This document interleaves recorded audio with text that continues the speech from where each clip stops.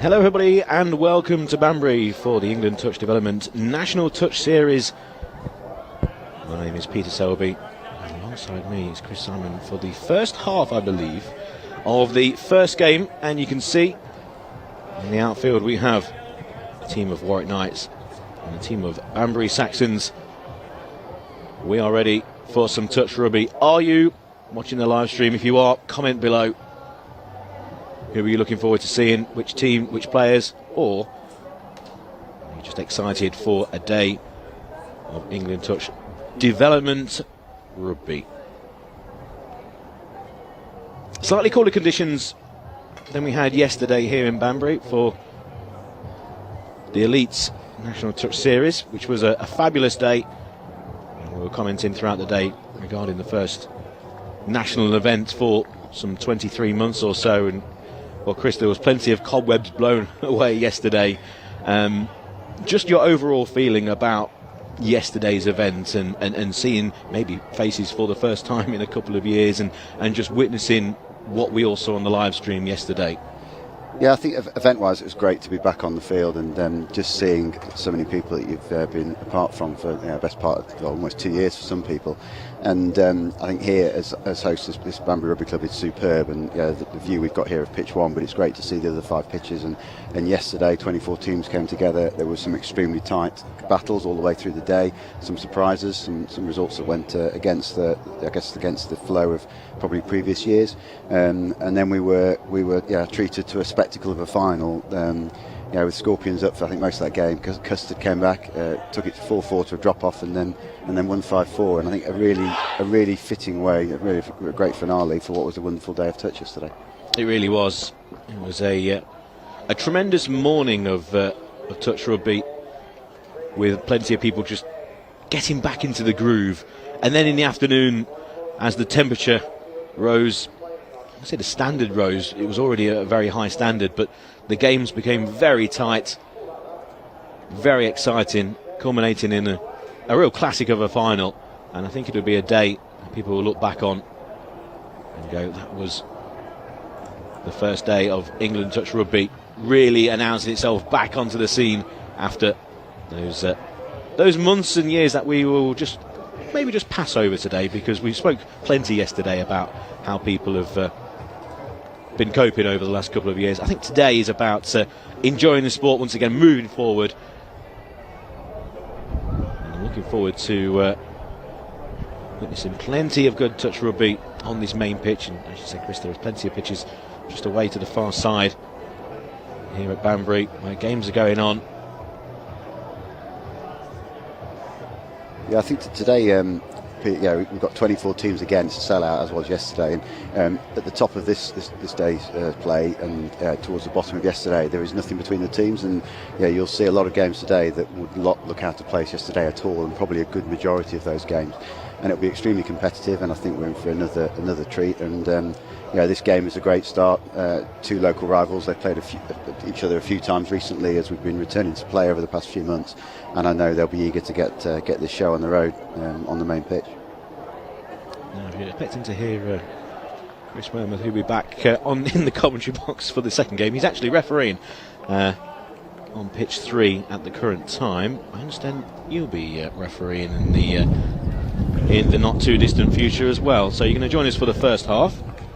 Yeah, I'll be down there. I'll stick around as long as I can, but probably the start of the second I'll need to disappear. I'm on here so you can ridicule me when whoever's coming on next to the second game. No doubt Chris Wearmouth will be doing that. Yes, would I do that? And as everyone knows who have watched live streams for Touch Rugby, we're having plenty of guests in the com box throughout the course of the day. Plenty of familiar names, voices, some new ones as well. And we'll get plenty of information regarding the sides, how they're doing, how they've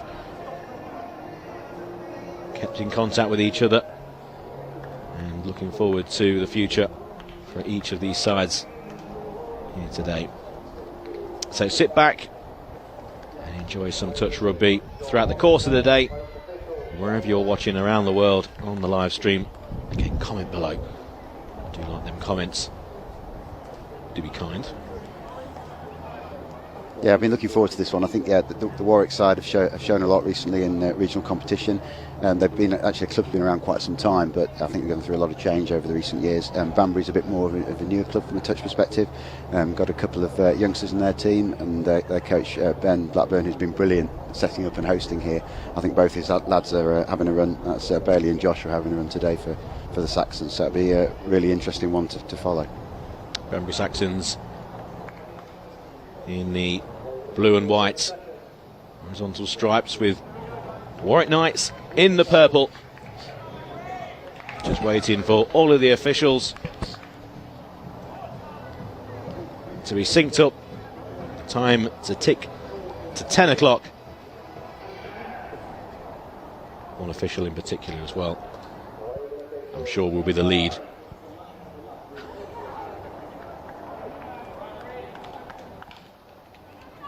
Banbury to get us underway.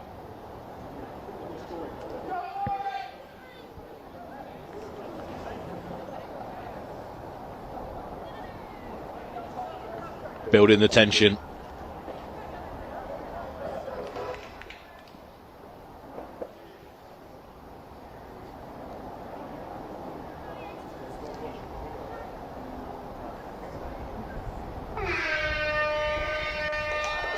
And there's the hooter to get the day underway. Not the greatest start for Banbury. Maybe just that slight pause, just putting them off their stride. Warwick straight down the middle. Into the 5 metre line. Touch comes in.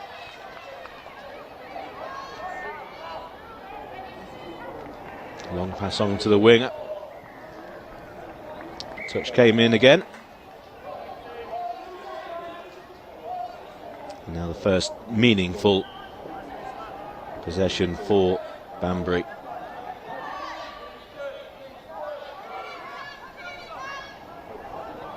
We're looking to get into the Knights' territory. And obviously on a development day, the pace a little bit slower than we had yesterday, but the skills are still on show. A lovely show and dummy there, and the first try, and a lovely try by David Whittaker. It was a outstretched right arm with the ball in hand, saying, what am I going to do here? Am I going to pass it? Am I going to run? And it was the second option. Lovely dummy, and the first try. Nice try to get us underway. Yeah, good score. I think Banbury drove for the sub-box move. They didn't actually gain a huge amount of territory on their first three, and then injected a bit of pace as they moved over halfway, and it was a good show and go and a nice score. Oh, the Knights straight back with a try of their own. Yes, I was just about to say actually that Banbury were looking to just get into the Knights' territory with their possession from virtually their own try line, but he broke and scored the try, and well, the Knights have come back and in the best possible style. Another little fake pass, and the hole was there to be attacked, and we're all square out of one try apiece. Back come Banbury. to go the long way round.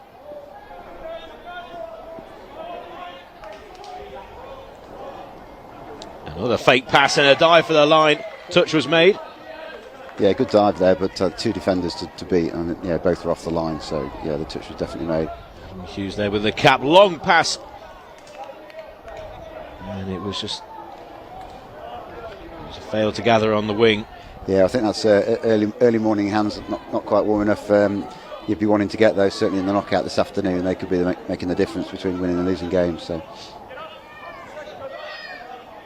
saw that long pass out to the wing in operation in the final yesterday. Hot Custard winning with a dramatic try late on. I wonder if it had the same in the final here today later on. Maybe one of these two teams will be there. Banbury to the line. That's a nice score, that one. Yeah, had options, had a chance to pass, but just took the matter into his own hands. And Banbury go in front. Yeah, the link defender there, he bought the switch, or the fake switch, and filled the space instead of taking the man outside. Unfortunately, that just left it open on the wing. Yeah, Whittaker again.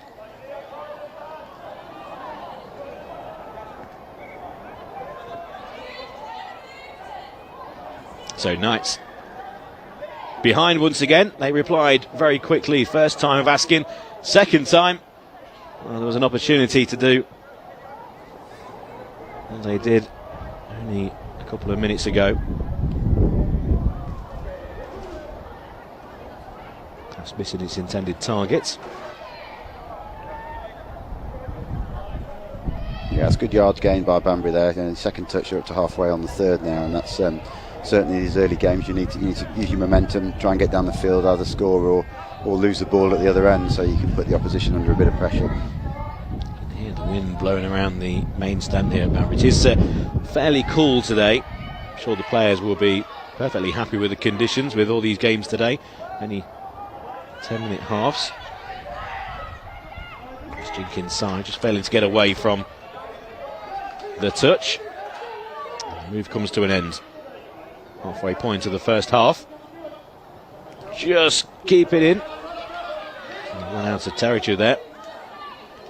Yeah, again, yeah, that's only I think second touch or third touch, and they've already got to halfway. Again, it's a good driving box move there from Warwick Knights.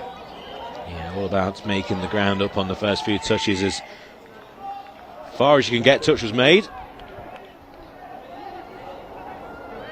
Yeah, I think a touch and pass given on that one on the far side. Both sides have obviously here Banbury just trying to do exactly what I was about to say, with the first 2 or 3 touches getting deep into the opposition half, and then they can think about scoring a try. Already up to halfway.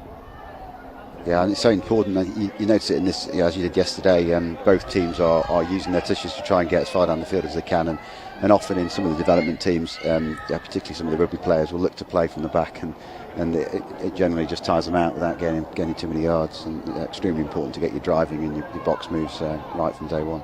Bailey Blackburn with the white cap. Some good on. Here's the half. Here's the try scorer, number 10, David Whittaker. So juggle in the Jink. Whittaker ignores the link, goes to the wing. Pass not completed. Yeah, I think we've calmed down a little bit now after that fairly frantic start of one end to the other. Yeah, I mean, it's very easy to say at the first game of any tournament, really, that there might be a little bit of rust, a little bit of nerves even. Could be some of the players maybe first big tournament or first tournament for a while, but especially this one because of the obvious over the last couple of years. Might be just one or two sides taking a game to get into things, or maybe just taking half a half, one or two gaps in defence, few holes easily exploited, and now they're getting into the rhythm of things. don't think it'll take long. It hasn't here, just taken 5 minutes or so. A little show and give, but he gave it to the opposition. Yeah, good play defence there, keeping ourselves awake and looking at what's going on. Good ground made there by the Knights. Yeah, and I think the sort of implication there of the new rules or implementation of the new rules is that an interception counts as a score or not. Oh, lovely. Lovely try. Once again, couple of dummies. Everyone thought it was going to be fizzed out wide. There's one, there's two. In fact, there's three. I think the final one was just for show, really. I don't think there was a pass on at all. Yeah, it's a good score. I think there might be a word in the box or two around the defence on that one. I think they had players on, and you really should be making the touch in that instance. Yeah, I think maybe a few eyes were just looking to the far side to where the ball possibly was going. Looks forward. So we're back all square just before half time in a game which I think deserves actually to go in to the break all square. Don't get touched there. It's going to be turnover ball. Yeah, it was half court, and I think you could hear the Warwick players shouting, "Don't get touched, give the ball," but she'd already. All the teammates already ran beyond her as well, looking for options, and everyone was in front of her. But Banbury be annoyed there over the mark. Another basic error, really. Just giving the ball straight back to Warwick. Yeah, especially when starting to move in opposition territory. That's to not at least get to the 5 metre line is criminal, really. Yeah, I think they get the game even more so when you've got a 10-minute each way game. You can't afford to make many mistakes. You don't get enough possessions to be able to do it, and you want to see your set of six out, whether you score or not. I suppose that, one aspect of these shorter games is at least getting into position to strike and get a try, to give up that possession from a decent position when you might only, obviously with the shorter amount of time, only have a few real good chances. Then obviously you've got to take them when you get them. There goes the hooter, and there goes the whistle on pitch one. And a good half of touch rugby. They do go in level at 2 tries apiece. And some nice tries there as well. 1 or 2 dummies and 1 or 2 fake passes, and well, I expect the same in the second half. Yeah, not a lot in that. I think both coaches will probably be saying cut out the mistakes, I think, at half time, and make sure we play the game in the other end of the field rather than giving them the ball back in the middle. I think other than that, not a lot in the teams. As much as we'd like to praise the good play, really, and the tries scored, there's quite a lot actually to look at the defence actually and turn around and say actually the vast majority of the tries scored possibly was because of poor defending or gaps in the defence rather maybe than sparkling play. Yeah, I think there's a to be frank, to be completely honest. Yeah, I think from a coaching perspective, that's what the coaches will probably be looking at is cut out your mistakes, ensure you're probably a little bit tighter in the middle area of the field as defence. From an attacking perspective, they'll probably be saying keep playing what's in front of you. If the gaps are there, take them, and both teams have done that. And I think that's why it's 2 apiece at the moment. Yeah, I always like to look at the positives, look at the positive attacking play, but again, you do have to acknowledge on occasion the holes in the defence. It is again a vital part of the game that you can't ignore, because if you do, then you'll leave opportunities for the attacks to score, and that's what's happened in the first half. So both sides just having a quick drink and a deserved break, and we'll be back with the second half in the next few minutes.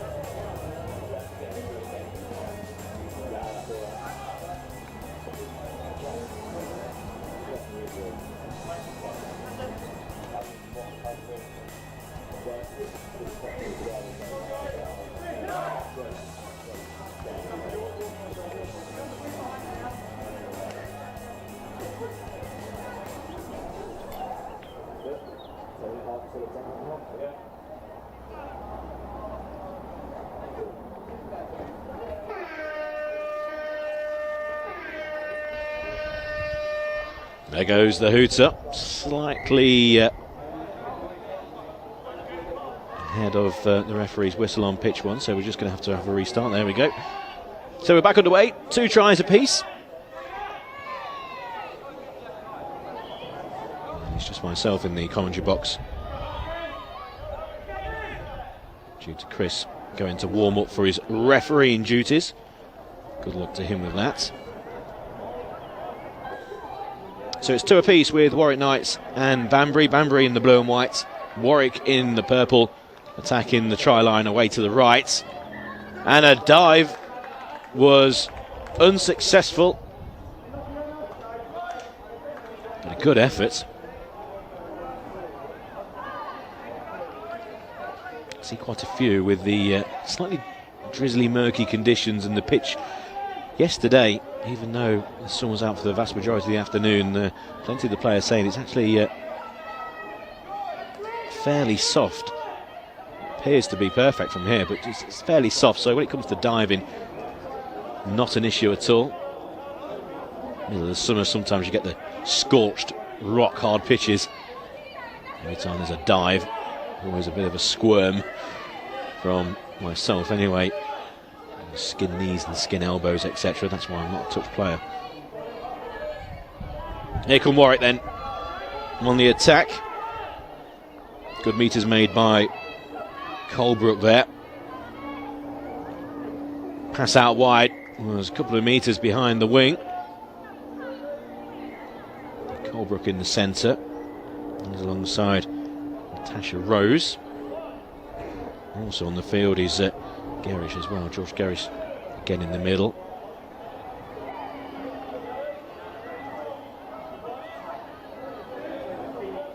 Banbury up to halfway. Whittaker. It's reverse ball for Good. Good looking for help. Gets it. Back to Good. Possibly just forward, although from our angle. Got the best of which. That's a lovely floated pass out wide. Back inside to Whittaker, takes a touch. Up to 5. Good in the middle. Running as quick as the wings.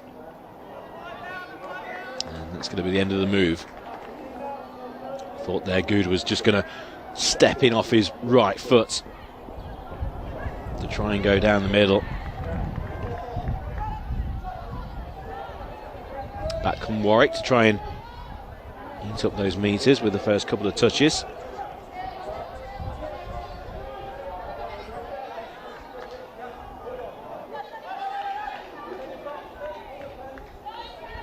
Lower Fullstone for Warwick's in the cap.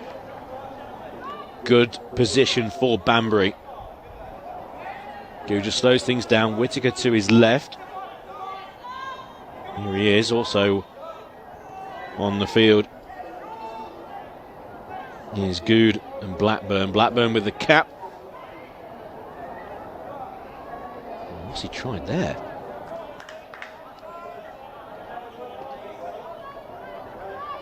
Took the touch, I think, first, and then threw the ball away from behind his back. Thought for a minute he's tried a ridiculous pass.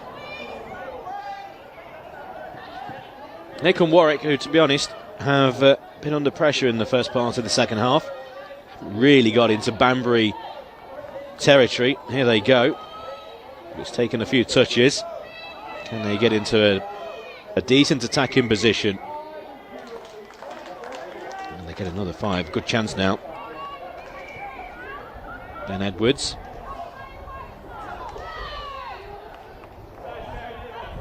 There's Chris Wood. Oh, it's a knock on at the wrong point there for Warwick. And a good chance there to get to at least a 5 metre line. And Banbury, nice little hitch kick. Injecting some pace now into the attack. This looks promising. Into the middle. Emma Dixon. Still a few touches of this move to come. Long floated pass. Wasn't gathered. An opportunity there for Craddock. on the wing. She's getting back in position. And she's done very well. And again. And it's going to be turnover ball. There's an issue there with the substitutions of the Knights, as the play was right in front of their substitutes box. So Banbury, who have got pace in the side now, looking to strike. Adam Hughes. Oh, the call was on the inside, and it was well read. It was battened down though by Richardson. So it's going to be another 6 here. So a really good chance for Banbury. Long floated pass, not long enough. The link was probably the option rather than the wing. Or actually, to be perfectly honest, I think just taking a touch there would have been a better option. They had plenty in hand. Slightly hurried. 4 minutes to go. Maybe just thinking the one try will be enough. And will it be Warwick, who in this second half have just been under pressure? This is really the first chance that they've had to score. And they make a mess once again. Ian Fitzpatrick, the guilty party, looking to make amends, comes out of defence and does well, gets the first touch. It's getting to the stage where you feel that one try here might be enough. Trying to spot a hole, nearly. Josh Blackburn on the far side. Slightly difficult with the horizontal stripes. Banbury again. Oh, just losing possession. But I think the touch was made in time. So still a good chance for Banbury. They're going to go to the right.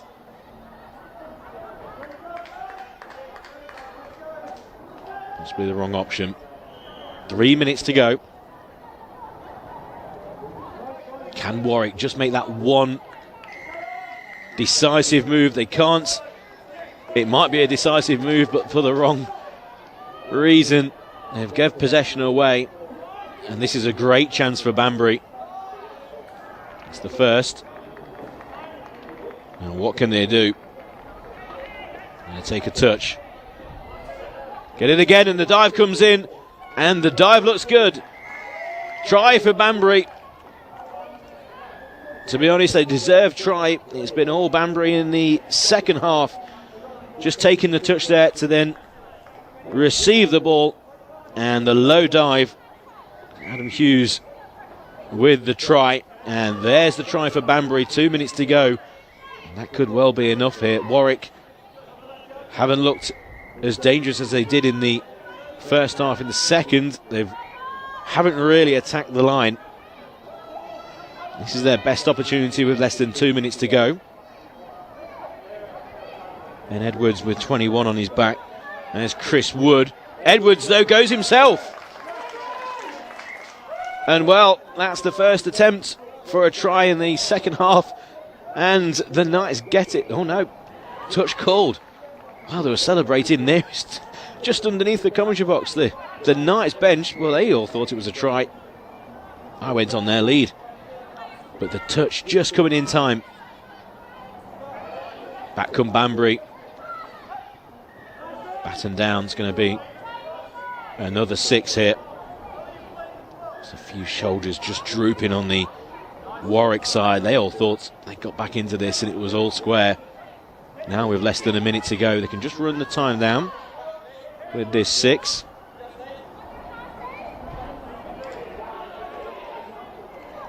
Whittaker taking the touch. He's himself in the link position, but couldn't gather. 30 seconds to go. Warwick need to get down the other end quickly. Moment. They're not doing that. Taking touches inside their own half. That's the third. And they've not got to halfway. Forstone. Pitch kick in the centre. But all in vain. Gerish's final flourish on halfway. is going to be in vain, because it's going to be Banbury with the victory, and Banbury beat Warwick by 3 tries to 2. Banbury Saxons beating the Warwick Knights. It was all square at half-time, 2 tries apiece, but Banbury dominated in the second half.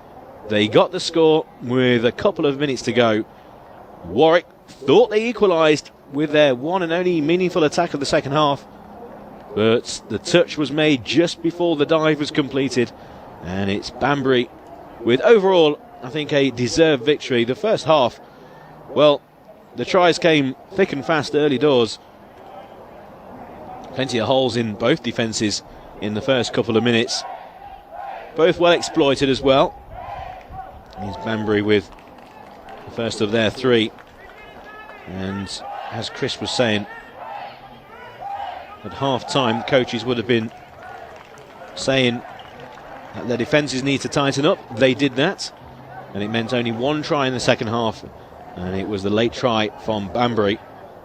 This is the winning try, which means that Banbury win their first game by 3 tries to 2 against the Warwick Knights.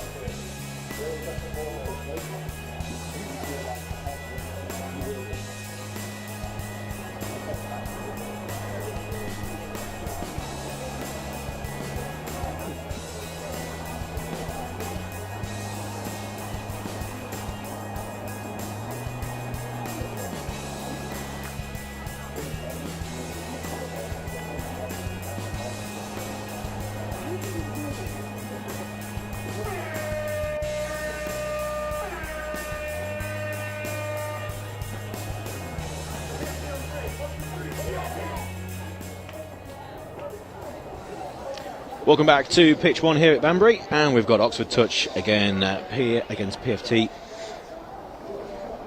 And who do I have in the co-commentary position? Hi Pete, it's Clark Hobson from BBR. Played yesterday, come down, help out, watch some friends, family today, and watch some good touch for the DTS. Well, first of all, we'll just set the scene, because you got PFT in the black against Oxford in the blue, and it's going to be PFT then to get the game underway. But in these first early stages, we can just let them play a bit of touch rugby. Let's talk about dogs. What is your interesting fact that you're bringing to the commentary box? Well, I've got my co-commentator with me here, who's going to dip in and out, colour commentator Ryan Mimsek. But number 11, Jordan Cross, has got an influencer account for his dogs, 50,000 followers. Dottie the Dachshund. They're really cute dogs. I think give them a follow. PFT here, looking to come on a sweep. Trying to attack the line for the first time. It's going to be Oxford ball. So there we go. We have famous players on the field, not because of their own career or their own standards or just their own life. It's regarding their dogs. This is what we're trying to bring to touch rugby. This is the sort of insight that we need, isn't it? Exactly. Oh, there's all sorts going on the far side. I think the referee's okay by the looks of it. Now, I think there's plenty of people watching the live stream who want to get involved with touch rugby. It looks like the referees want to get involved as well. Not happy with just being on the pitch and officiating. They want to get a hand on the ball and influence the play. Sticking with the influencers theme. PFT with some good midfield defence there. Yeah, let's talk about touch rugby. Actually, good point. You are the experts here. I'd use that in a loose sense, but making good ground. We've got number 11 on the pitch. Here we go. Back inside. So he's going to try and go for the hole himself. Looks like it's going to be another 6 again. Yep. Batten down. Good position here for PFT. Again, looks like it's going to be another sweeper. And there's the hole straight down the middle. And relatively simple there for PFT. The first try, scored by James Simons. And we have our first try of a second game. And it's only taken 3 minutes. Although with these 10-minute halves, 3 minutes, it's nearly up to halfway. What's been the difference then with playing 10-minute halves instead of 20-minute? Is there been a different approach that you had yesterday, or was it just kind of see how it goes in the first few minutes and kind of react to any situation? Well, I think having 20-minute games, so 10-minute halves, I think the important thing is that you have to start pretty quickly, because you just don't have that time to get back into the game if you go a couple of scores down. And when you start chasing the game, things become a bit more panicked, a bit more frantic. And so, I think it just places an extra emphasis on really starting strong and trying to get a good couple of scores on the scoreboard early. So in that last score, we just saw that the middle, the non-touching middle, tucked under a little bit too much and left that hole outside of him, and then the female link unfortunately couldn't cover under in time. PFT driving off the pitch, that's a good option. That's unfortunate. Was it your first event back, or have you had any regional events since the near 2-year absence? Yeah, as a team, it was our first tournament back, and I think that showed a little bit just in our timings and things like that. We're half a second off the pace. Speaking of pace, another try. Tom Overy with the finishing touch, but it was all regarding Alistair Chadwick there. It hands it off to Spencer, and then Overy with the simple task, and PFT now 2 tries up against Oxford, and again in these in this shorter format. Yeah, I mean, getting 2 tries in front is that's it. We're halfway through the first half now, and Oxford really have to try and get the next score to stay in the game. At the moment, defence is holding firm, but a chance and a touch was made. It's a really good touch from Alistair Chadwick there. We see that he's the non-touching middle in that case, so he can start a bit wider, and he can contest off the back of the sweep. Chance for Oxford, but again, touch made. Only 4 minutes to go in this first half. The time really does fly. PFT are doing really well. Making good ground, aren't they? Yeah, they are. To get a third touch, and then they get their players on quickly as well, and it's a really nice transition into their attacking set. Yeah, I say the basics, but really the basics of touch rugby. PFT are performing very well. Lovely finish, great set of hands, really good skills on display there. Really, really nice score. Oh, is that a forward pass? Say forward pass. It looks slightly forward, a couple of yards in. Yeah, referee in perfect position. I was just about to say that's the first try that we've had on pitch one, where a passing move like that down to the wing has been completed. We've had a few attempts, but unlike yesterday, we had plenty of scores in the corners, but just a slightly forward pass unfortunately has ruined that try. So a chance for Oxford, and you fear that Oxford at the moment need to get a try on the board, because PFT are looking very dangerous, and even though they're going to start in their own 5 metre line. Yeah, PFT are looking well drilled, and they're taking these kind of right options here to make those yards. Nicely done. Well, there we go, up to halfway already. It was a lovely drive from Emily Flatch.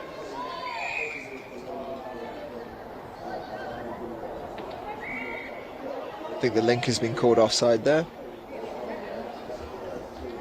PFT are going to have a couple of opportunities to attack the line. If they can work their way up, they'll have at least a couple of attacking plays, hopefully. Under 2.5 minutes to go of this first half. PFT dominating and looking to go 3 in front. So the Oxford player there has just been called offside. Benjamin Bone has been called offside, and I think that it's a play through. Yep. And so that's why PFT get the score. Try given, and well, that's the third try.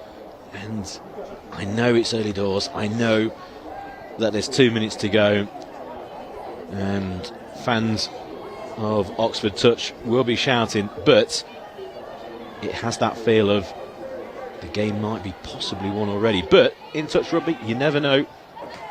Heads don't drop, shoulders don't drop, because you can get back into the game very quickly and score tries. That's really nice defence in the middles there, staying nice and tight, nice and compact, so that the player off the sweeper doesn't have an opportunity to dive in between the middles. And PFT are just going to run their patterns to get off the pitch. Again, we're making second touch on the 10 metre line. Yeah, they're just going to, again, eat the ground up as easy as you like. Get into a decent position with a minute to go. This will be a drive into the middle, looks like it, and it'll be a scoop off the back of it. Oh no, the sweeper's coming. Sweeper's going round, ignored. Oh, nice option, nice variation there. Oh, back to the sweeper. Well, they eventually got there. The same ball down before. That's a lovely little option there, that's a lovely little variation. Well, we're all keeping our eyes on the sweeper, who eventually gets the try. Look at that. Little basketball pass over the top, and the ball is grounded. Very nice. Whether the shout came in or it was just, I knew the sweeper was going to be there. But a lovely move, and a fourth try for PFT, who have dominated this half. Oxford, 1 or 2 opportunities, but the PFT defences performed as well as their attack. Chance for Oxford in this first half. There's a hole, needs to pass. Gets the pass, but runs out of real estate. Oh no. unlucky there. It was the first time they went past the scoring line. Again, it's a nice variation there from Oxford. Again, they look like they're going to send the sweep around, do the same thing that PFT did, pick up short side, just run out of room. He unfortunately didn't have the cavalry with him as PFT did. And as the two sides come to their respective sides of the field for half-time. And a well-deserved break, especially for PFT, who have dominated the first half. And they are well clear in this second match.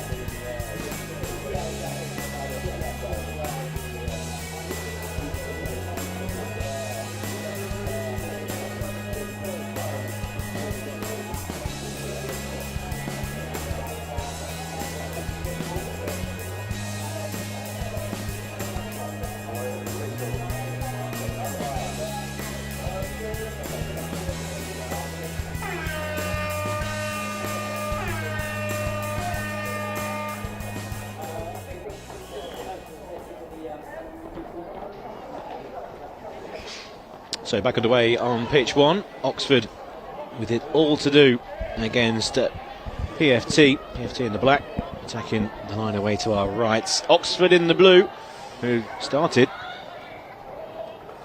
very quickly, and they've got to the 5 metre line. We've got a change next to me in the commentary box. Who do I have next to me now? You have Ryan from BBR, so Park's better half, I think. Well, in the first half, we witnessed PFT dominating, really. And for Oxford to get back into this, I feel they're going to have to score A first and B fairly early as well. The PFT, feature of their play. Oh, just look at that. That's a commentary curse, that is. I was just about to say their handling and making up plenty of ground has been a real feature. And then Georgia Blessed must have heard me and dropped a relatively simple pass in the middle of the park. She did, but it does give Oxford better field position and that first try that they really need to get in for. They really do. And here it could be. Big diving touch.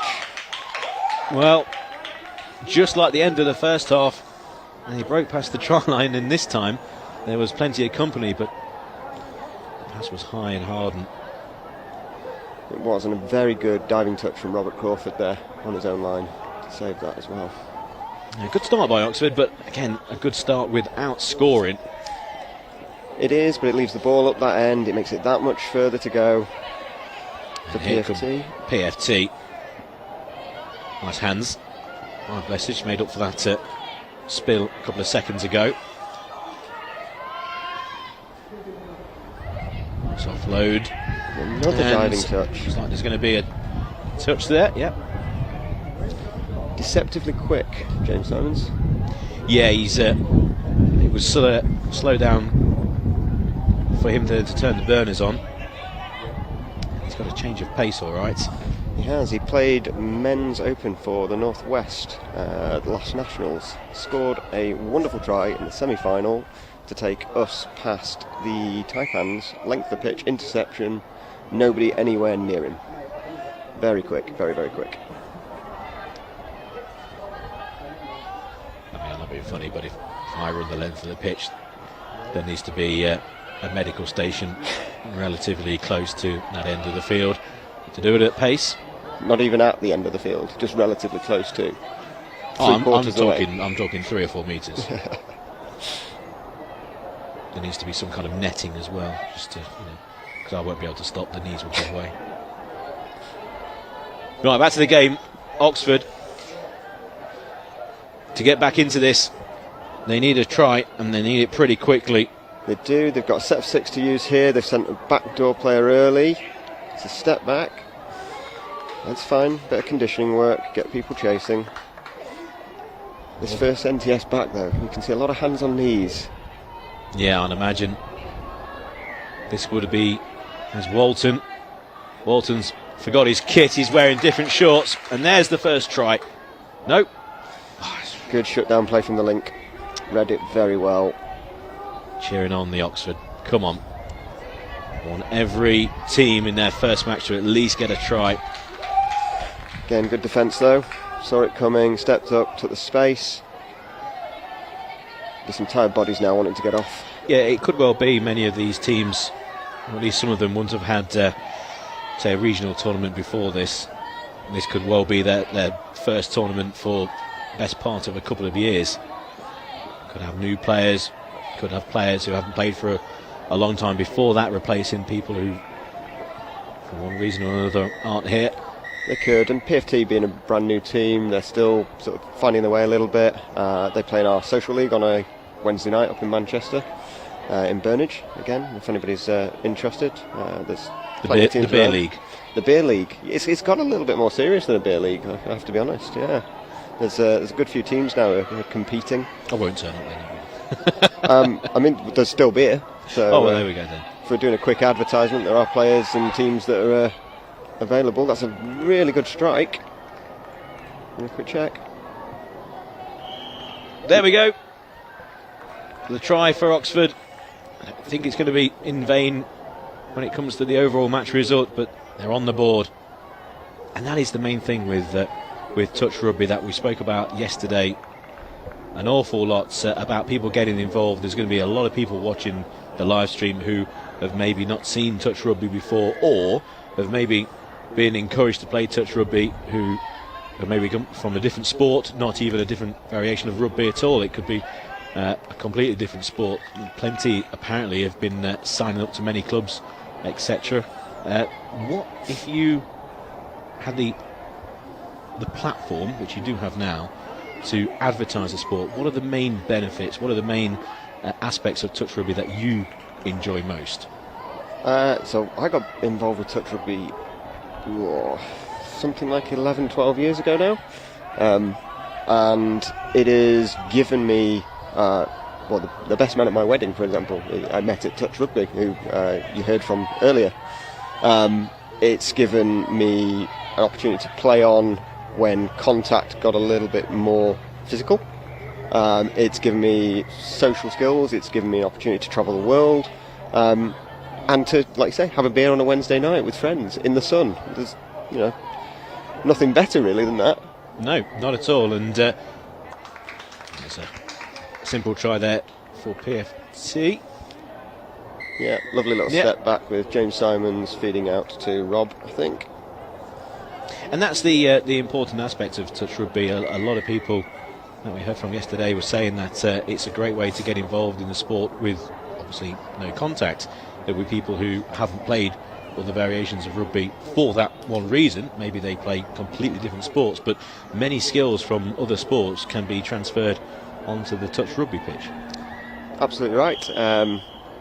weirdly, we've seen quite a few netball players recently making that transition, and you can see the overlaps in terms of the skills needed for both games, the perceptions of space, the handling abilities, the sort of stop-start nature of it, the lateral movement, makes netball players absolutely ideal for transitioning seamlessly into touch rugby. And Jan and Leota obviously played yesterday. In fact, if you're lucky enough to have an Olympic medalist running out for you, you're very lucky in that respect. But you don't have to be that. You just have to. It might help. It might help, absolutely. But yeah, if you're playing netball now and you're watching the game and thinking, I could give that a go, get yourself down to a local club. There's plenty around. The England Touch site, I'm sure, has a full list and full up-to-date list. And if not, I'm sure you'll be able to find some contacts on social media to just drop a message into. We're all a friendly bunch. And as you can see, mixed as well, completely mixed, different age groups from very young to, well, I'm going to say over 40s, which is obviously not very old, but there's a lovely hole there, and it's going to be, is it a touch? Has a touch come in late? No, I think he's going to give that. Try given. Georgia Blessed with the try. And she's ran from deep there. It's a lovely little show and go on the outside there. And the 6th try for PFT. 6-1 they lead Oxford. Minute and a half to go. I know we're only second game in the day, but got to look at PFT as a favourite out here for today. Yeah, they've been very impressive, especially in the first half. Second half they've rung the changes, and they've been impressive actually in their defence as well as their potent attack in the first. Yeah, they're not doing anything massively special, and that's with the greatest respect, but they're just running hard, getting the ball down in between those two middles, and going off the back of it with some pace. Not a complicated game, really. They look well drilled. Yeah. They look very efficient, and look like they've been putting in the hours of practice, and it's working out very nicely. Same thing, as I said, just running hard, picking the ball off the deck, and straight through, keeping people going backwards. Much easier to step somebody when they're going backwards. And to get a victory in the first game is all important, but to run up a decent score as well in this format is, I'd say, in some pools will be important. Maybe not in this one, because PFT do look very strong. Only a few seconds to go. Oxford touch made. I was just about to say Oxford with their final attempt, but there goes the final whistle, and a comprehensive win for PFT Touch. They've beaten Oxford Touch by 7 tries to 1, and these are those 7 tries. First half dominated by PFT, and it became quickly apparent that they were going to be the team who were on top. Oxford struggled to score in the first half. Second half, they started well, managed to get their try, but then PFT then rang their changes, brought on the players who did the damage in the first half, and then they pulled away to score 7 tries. And I'm pretty sure we'll be seeing PFT later in the competition in the latter stages on pitch 1.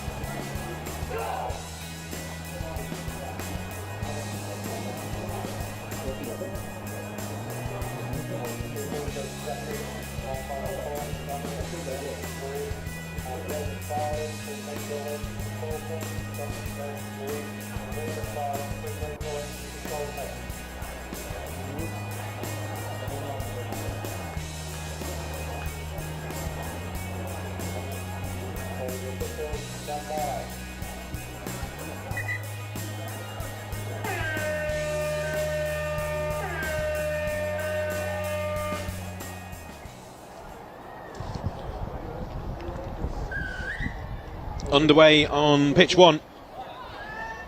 And we've got the Vikings in blue against Essex in red. So no colour clash here at all. Essex shooting, attacking the try line away to our right in this first half. And Chris is alongside me for the first time today. How did you get on in your little stints officiating on pitch 3? Well, it was unexpected. I knew I said to the guys yesterday, because inevitably people are having to isolate or at late notice, given the nature of the world we're living in, and that's been the case. So yesterday I did say to the referee management that I was available today, expecting to do maybe one game early afternoon, and then I rock up and at 9:15 it goes, oh yeah, you've got a game at 10 o'clock, right. So that was good. It's good to get some miles into the legs, and I think this is one of the things that with the management with England Touch is that we all still play, we all still referee. I know you had Chris Simon up here earlier on, the chief executive. He's refereeing a few games today, and so we're still hands-on. It's not as though we head up into an ivory tower, or in the working from home instance, everybody's dining rooms or lounges or wherever you can work. No, it's good. As I say, it was Vikings against Nottingham was the game that I did, and I was quite impressed. I think the standard today is pretty impressive. Everybody's You're not seeing too many balls hit the deck, even though it's a bit cold and people were rusty. And, and all the fundamentals that we saw at the Elite NTS yesterday are all there. It's just happening at a slightly slower pace, which I was very, very grateful for. Yeah, looking forward to this game. It's started actually how I thought it might carry on, and with both sides looking fairly evenly matched. Yeah, I've not seen Havering and Essex before, so this is a fresh one for me. I know that they're doing great work in Essex at all levels, social level, RFU touch level, and now into the England touch system. So, so as I say, this is a fresh one on me. Vikings, very well established in the Thames Valley, and we can see on the near side in the sub box Charlie, who was playing for Vikings in the Elite NTS yesterday. He's coaching them today, and they beat Horsham last in their first game, 7-4, and Horsham are a pretty decent team. And Vikings came down. They lost 7-5 to Nottingham in their first game. And what we're seeing well with Essex, with Havering and Essex, is that that ball's just really unfortunate that ball's hit the deck, because they'd attacked through the sub box to get fresh players on quickly and really well, and were setting themselves up for a really good attack in the Vikings territory. And unfortunately, we can see that one going to deck as well. And this is, as I say, that was from Fergal Evans, and who dropped that one just there. And both occasions, I think both teams will be kicking themselves for that loss of handling, because they're putting themselves into really good positions, just not finishing it off. As we see Havering going through the middle, they're doing the right things. They're mixing and matching. They're stretching the Vikings mids to try and do the to try and steer the defence and try and create some space. But I've been really impressed on that in terms of how patiently the Vikings defended. Yeah, attacking straight down the middle. It's the should certainly come back in. It's just a question there from the Essex 41, Aaron McCann. What was good there on the Vikings' defence was the 37 Vine Longua. They've given away possession here. That was a knock on, and a real chance now for Essex. McCann jinking in and out. So what you're seeing there with the Vikings defence is that, so your mid's dropping back to the line, and then the link on his left is then filling in the space, so that if Havering then come quickly from the ball, is that they're there to make the touch after. So they're defending really, really well. It's a really structured, plenty. That's the stuff that's a combination of really good drills, but also really good communication on the day and trusting in each other. Yeah, communication broke down on the Essex side of things with that really good position. The attack came to nothing, so yet to see a score in this game. And as soon as I say that, there's a real chance if the cut. Oh yeah, lovely on the outside. I was just about to say whether the hands are good on the wing, and they were. And we have our first try, and it was John Holden who managed to reach behind him slightly and then ground the ball in time. It was not just about receiving the ball, it was about getting it down in time as well. Yeah, that was textbook play from Vikings. What they did is they attacked through the sub box, they put the pace on to get the fresh legs, and then the link just scooped up and increased and accelerated even further. All of a sudden, Havering are then, as they're going to go back and equalise now, or have they? Yep. That's just all about pure pace down. That's just pace, isn't it? Yeah, it is. Yeah, as opposed to the structured way that Vikings created their first score, is that the mid then accelerated through. You're attacking a player who's then retreating, can't make the touch, goes all the way through to the end of the in goal area, and then the scorer was then, and then that, as you say, John Holden found some space, and then the finish was fantastic. Above his head, juggling. But we're back all square. We thought this was going to be even, didn't we? Yeah, really did. And the Vikings at the moment, they've got a chance here on the... touch came in just in time. Now that's a card. Yeah, that's referee Stephen DeBriel, our resident Canadian. He's been in the UK for nearly 20 years, but he hasn't lost his Canadian accent one iota. And that's the ball has to go some part of your foot has to at least cross the ball, cross the plane of the ball, and that's what didn't happen there. He just put it down and then stepped away from it, which is why it was a turnover. Williams just goes off on the far side. I was about to say he was just lurking on the far side with the pace. And back inside, doesn't find its intended target. Frimpong there in the middle. 3 minutes to go till half time. 1 try apiece.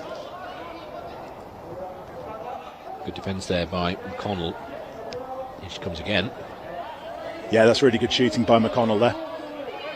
And then you can see that she's then calling up the mid on the inside to do the same, because that really put Vikings under pressure. And then because that wasn't followed up, now all of a sudden Vikings are on the front foot and being able to put the pace on, which is exactly how they open their scoring. Good scramble defence from Essex on that occasion though. And that's a 0 touch because it was an interception. So it's first. So you then get a 7 touch set is the best way of describing it. If you're familiar with the rugby league, it's a fresh one in this year. 2 minutes to go until half time. Still just the 1 try apiece. Carrying himself on the outside. Gar. See what you want to be doing in that. Backwards. What you want to be doing in that situation, so is that the mid who's just made the touch in the black cap, the Havering Seth and Thomas McGar, is that what he did in the middle. In terms of initiating the touch to put pace on it, he should have had the trust in the wing on the outside to do the same, and instead he slowed up. He didn't quite have the trust in the winger behind to be there, even though she was there, and that slowed it down. They kind of recovered, but ultimately you've got to have the faith in everybody, and that's the biggest thing that you see at this level compared to the elite yesterday, is that the elite, that will become second nature for them to do that. Yes, it would have easily been handed over to the wing. This time it's the Vikings with a huge hole looking for the wing, and that will be the easiest try you can score from on the wing. Just standing your ground in position, and the Vikings possibly here will be going in at half time in front by 2 tries to 1. Yeah, so that's a defensive breakdown, and again it's not uncommon at this level with the wingers to get caught in no man's land on that. So as soon as Vikings went and the half had picked the ball up to go through the gap there, as Havering just runs straight through the defence and finds the teammates. Have replied in kind. Yes, in a similar-ish manner. Yeah. Just to go back to the previous one, is that the winger, so that was just a defensive breakdown, that they just couldn't match them for pace, and the attacker just went straight through. The Vikings' previous one is that the winger got caught ball watching, as opposed to going, right, that's the half, where's the winger, I need to go out and mark, and that's why the winger was then left alone. So it was a proper defensive breakdown, but that's, again, it's a bit of a lack of experience, there's a bit of a lack of just understanding, and it's nothing that can't be worked on. It's just, and this is the beauty of actually having a live stream for this kind of event now, is that she'll be able to watch back, and her coaches will be able to watch that back with her, and to go, right, in that situation, that's what you need to do. Yeah. And then the reply by Essex was just pure pace. Yeah. Just pure physical pace, getting into that position, and then you're in that position to look back, and it's a simple handoff then to your teammates, who hopefully will be following. And that means that we're in at half time, 2 tries apiece.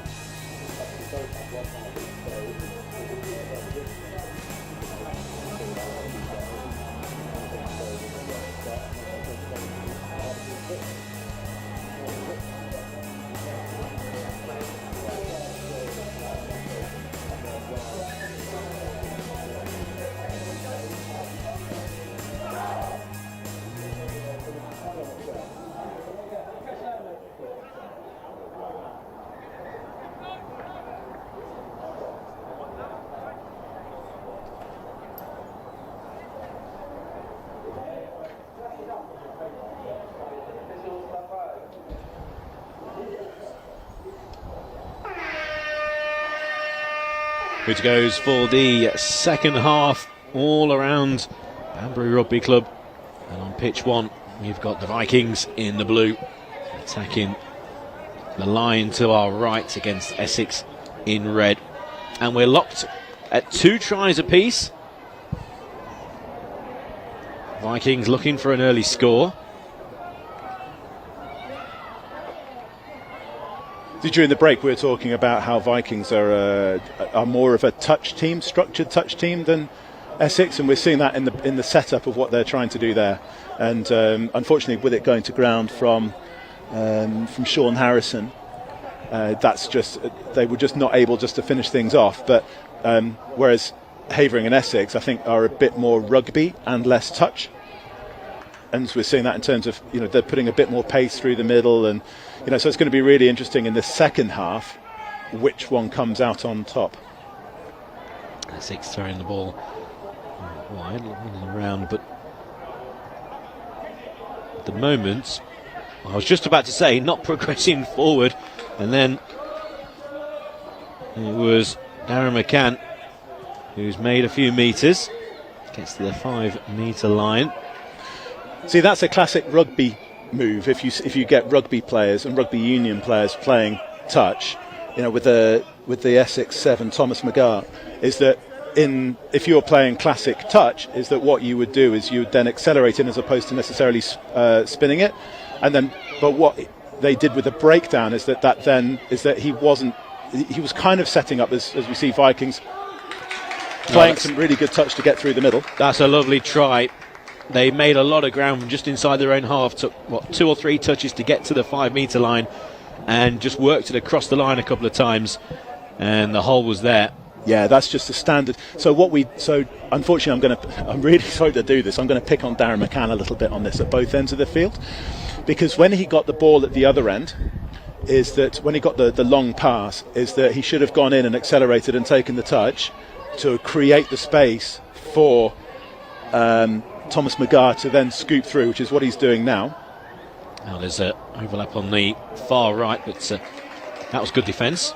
And then what then happened on the other end is that he then bit in on the defence.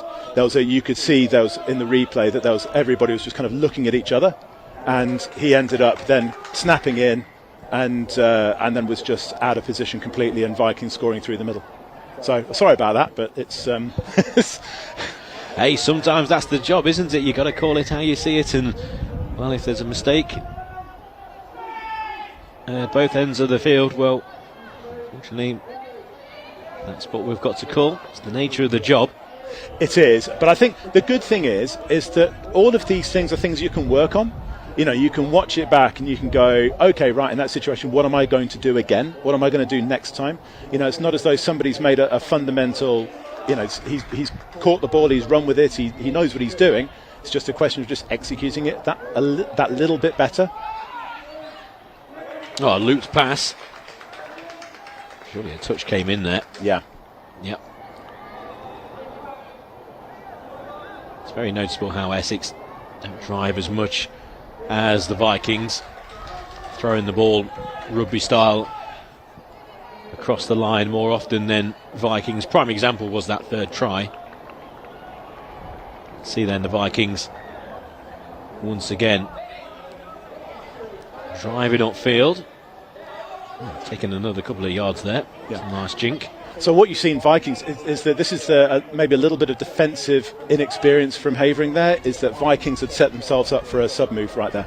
You could see it from, I mean, I know it's easier from up here, but you could see it from there, is that they're all very, very close, and at which point then the Havering defence didn't come over to help each other out to shut it down. It was just a simple move that has made them 50 metres or so in 3 touches.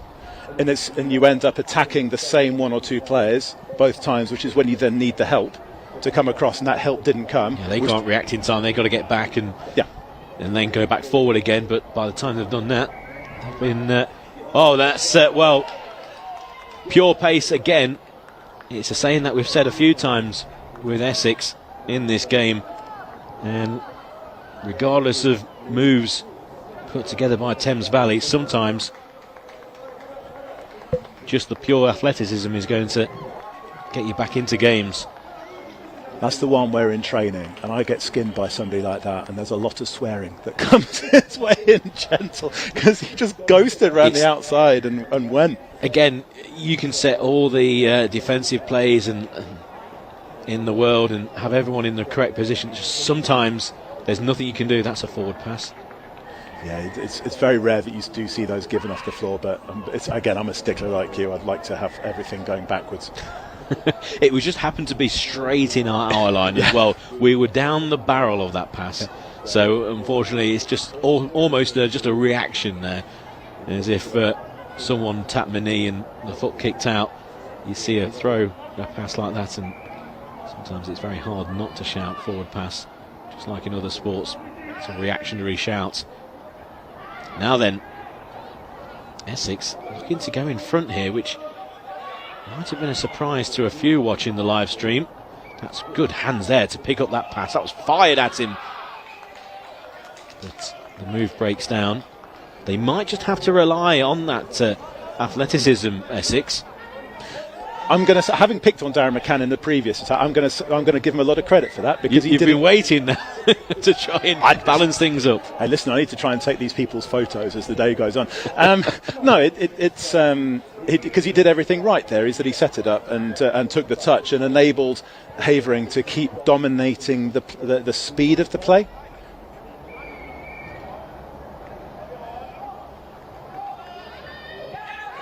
Thomas McGar back on the field. Here he is, taking a touch. He slows down.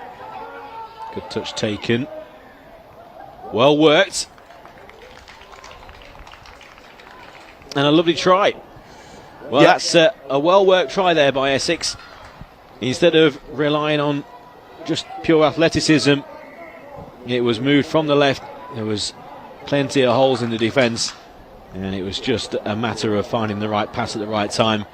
And Essex go in front with less than 3 minutes to go. Yeah, Thomas McGar there's the thing that he's done that's important on that is that he's given the ball to somebody else to take the touch and then put the pace on it himself. And that's the thing when you saw yesterday as the day wore on, particularly NQ Rebels, is that and Scorpions for that matter, as Vikings just put the pace on and we're all tied up again. This is a proper shootout as we go. Is that when you saw, looking at the level up, when you're looking at people like Scorpions and NQ Rebels, is that the faster players then, and Jordan Bellings here from Wigan as well, he's another one, is that they'll give it to one of the other slightly slower players so they can receive the ball, so they can come in as the half and scoop up and come through and then create some, and then put the defence on the back foot. Speaking of halves on the field, is Mark Frempong, who scored a good try in the first half. I don't think he's going to be scoring in the second half because he's limping off the field. That's going to be a blow for Essex with less than 2 minutes to go and 4 tries apiece. Again, the motions being made by Vikings down the field, looking for, I was going to say final pass, but yeah, that's gone as a touch, and that's gone as a late pass, as a touch and pass. I mean, arguably the Vikings could have had a penalty for obstruction in the middle there. as James Milnes was coming back, because you could see the Vikings player trying to pass the ball on the inside to come in behind, and then he was just tracking back. Now, it's one of those ones where it's up to the referee's discretion a lot more than it used to be, but Vikings could have had a clear case there, and it's going to... See, that's just a fresh set of 6. But again, that's one where if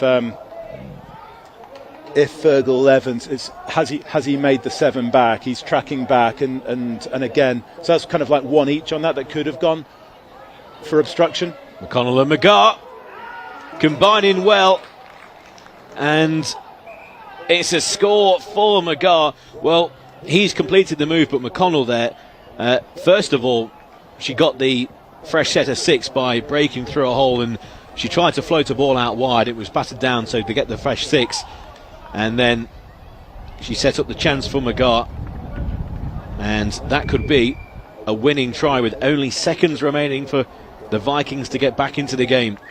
Yeah, there's I think Havering have kind of got their invisibility cloaks on in some respects, because that went straight through the middle, and then the 2 tries that have won it for them are ones where they've managed to get through gaps where it didn't look like there were any, with the try on the far side that went down, that was the pure pace, and somehow managing to get past the despairing touch, and then McGar's coming through the middle. So it's one score in it. I mean, a draw would have been a little fairer, but it was a close game that reflected the balance of play. Yeah, it was good play for that final try, and the winning try for Essex, possibly the most touched try that they actually scored of the game. So for that to be the winning try was arguably a nice thing to see, rather than just a pure bit of athleticism winning. Yeah. Overall, it was a touch try, to win the game.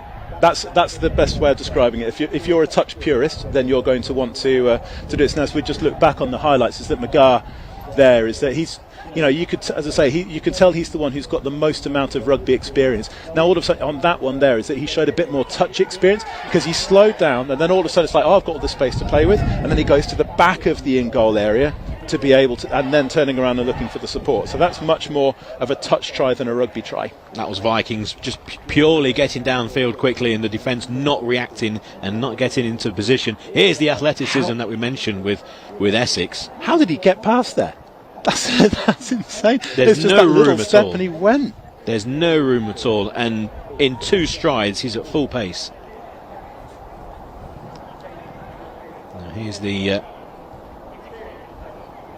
what was the 3rd try in the end for Essex.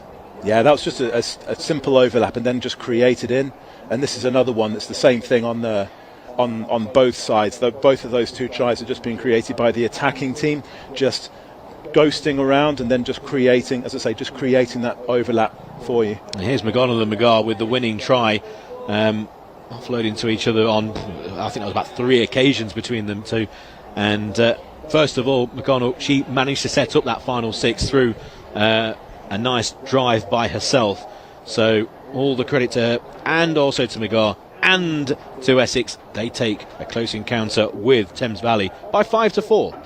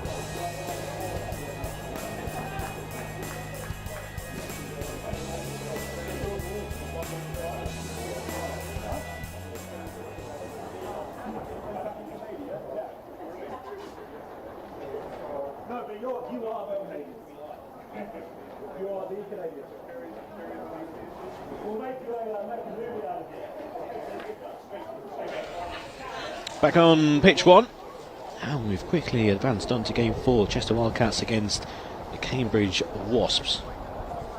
Delighted to say that alongside me is Jack Hawking of the victorious Essex touch side. Still heavy breathing, Jack, after what turned out to be an excellent win in the end in a very close game. Yeah, we knew they were going to be a very tough side. Like, I know a lot of their players from the NTS, so they all train together and all know each other, so we just enforced just being calm and just playing how we normally play. So just as long as we enforce that, we thought it would be good for the game, and came out, didn't really expect to win, but we got it. That's in a very close game. So yes, late try to win the game, and well, I'd say there's no better feeling than that, but I suppose a 10-0 win would be would have been. Yeah, them ones, when you're in the box, when you're not on the field and everything's going on, it's just quite stressful. And no, it's good to come away with a win. So on the field again, we've got the Chester Wildcats and the Cambridge Wasps. Cambridge attacking the line to the left, and the Wildcats away to the right. So was that the second game of the day for you? Yeah, that was the second game. We won our first game as well. So how was the first game? Was there a few knees clicking and a few cobwebs being blown away? We've been lucky enough to play in some of the N2 touch leagues, so we haven't been away from touch in a sense. It's just our first one at this level, and we played Horsham Tigers. We again knew it was going to be a good team, and another very close game. Won it by 1, I think. So 2 games won by only the 1 try. Yeah, good score from Cambridge there, hole wide open. So first try of the game, and it goes to Cambridge. Let's see on the replay. Looking for the offload. Wraparound. Yeah, it was a relatively simple try. Just needed the pass to be made at the correct time, and it was. So the first try of the game back on Chester, making good meters. Yeah, good speed going towards 7. He's still alive there. Here we go. Room out wide. Oh, room up. Oh, unlucky. Just in front of the wing. Just needed to be flatter and faster, and unfortunate for the wing. I'm pretty sure this game is going to be maybe as close as your game that we've just witnessed. It looks that way. Yeah. End to end at the minute, so. Yeah, and that's what we want to see in this development day. The elite yesterday, I mentioned about the weather, the fact that the sun came out and it became quite warm. I think you'll be, the players will be quite happy with the conditions at the moment. Handling error in the middle there, just these cooler conditions. Yeah. It's going to help when the games come pretty fast and furious. What about these 10-minute halves, though? Are they? Have you discussed with your team before the first game any slight change of tactics, or is it just depends on what happens during the game rather than anything beforehand? Well, we knew with the new structure that you get placed out of 24 no matter where you finish in pool. So we're just trying to go out and just score tries and play score as many good as touch, we can. good try. Oh, that's lovely vision by the wing too. Good little pat back inside from the wing. Called forward. Cold foot. It was a good move. Very unlucky. I think the idea with only 10-minute halves, there's not much you can do in 10 minutes compared to a normal 20-minute half. So you just want to try and get out there and score get down there and score as many touchdowns as possible. It was lovely vision by Sophia Lawton. That was great vision. Just unfortunate it just drifted forward. Yeah. Back with Cambridge. It's unfortunate that Cambridge 52's got the back of his shirt's exactly the same colour as the Wildcats. Yeah. It's one or two have that. I'd say it's an issue. It's an issue for me, rather than anyone else watching either on the live stream or here in Banbury. And it's a good opportunity for Cambridge. Brand new 6.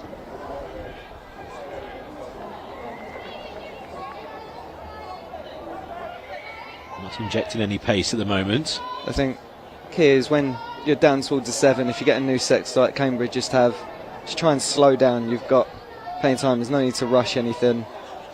In a minute they'll probably start looking. Yeah, they're looking for maybe a short or a sweeper. No, he's gone for the short. For the shorts. Oh, he was in. Maybe caught in a couple of minds there. Yeah. I think he saw the whole last minute.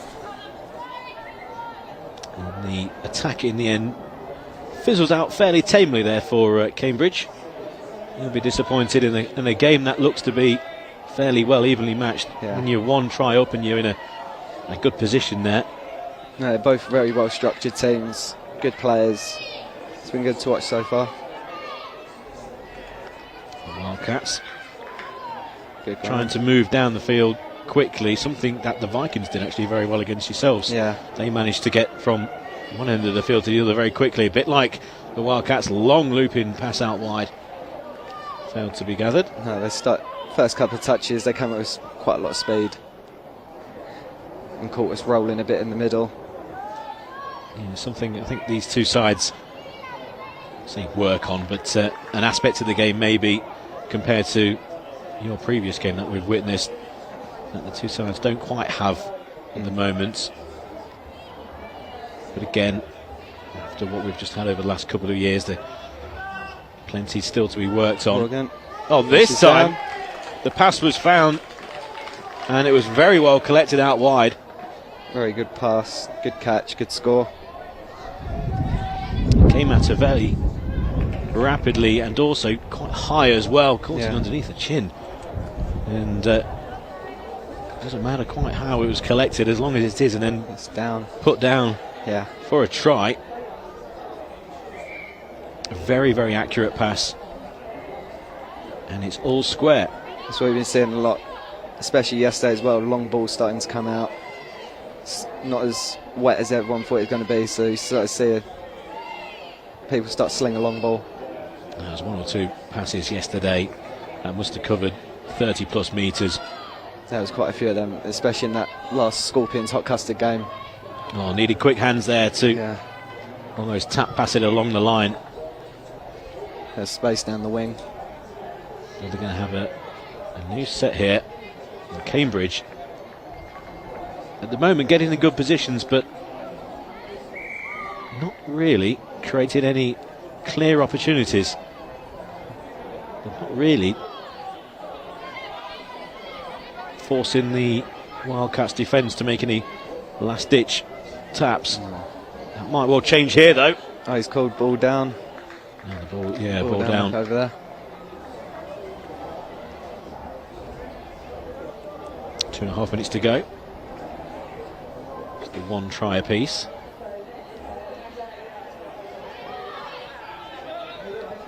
We're going towards their box. See the one player coming out of defence. And when you see a no half like that, and the referee lets you go, might as well go for it. Now there's room on the far left side if they move this nicely, There's which a lot they of are. space. They can just bulldoze really down the left. It's a referee Half called court. here. That was a good opportunity there for the Wildcats.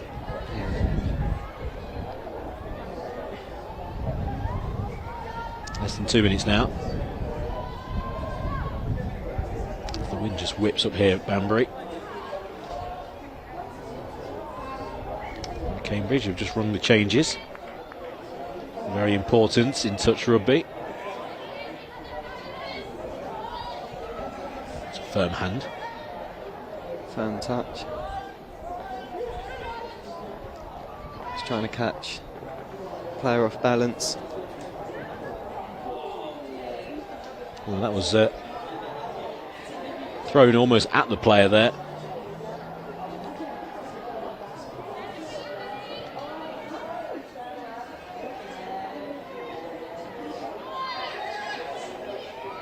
Again, changes being made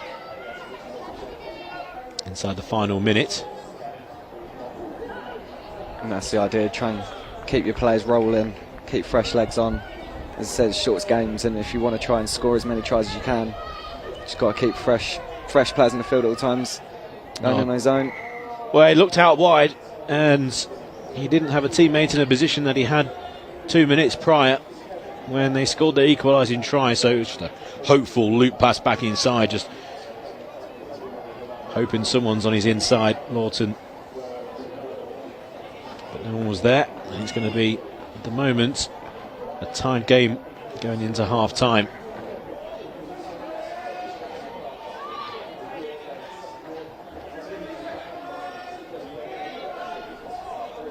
Final few seconds, ball just in the middle of the park.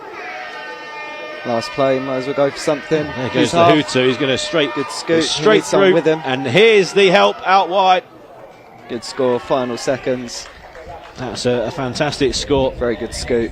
Just showing his athleticism to get beyond the line, and then Good support in the corner. yeah, That's just what you need.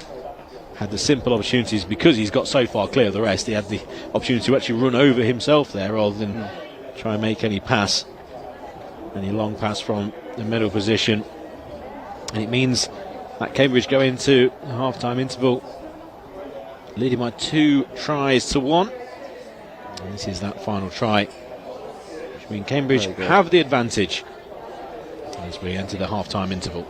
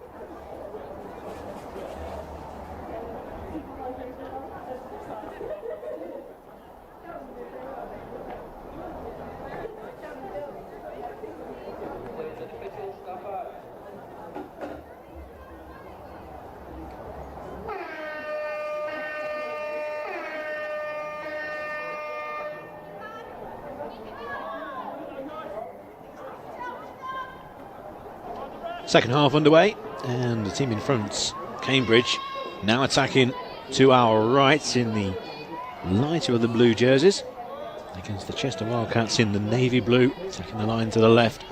2-1 in front, Cambridge, with that very late try, and they're looking to extend their lead in the first few seconds.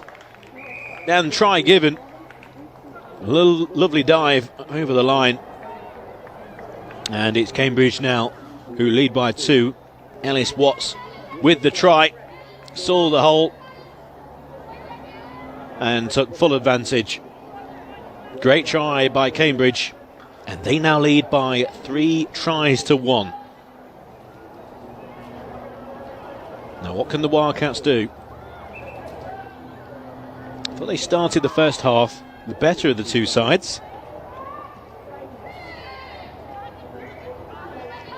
Good play by the Wildcats. They've made up a lot of ground. Still going with this move.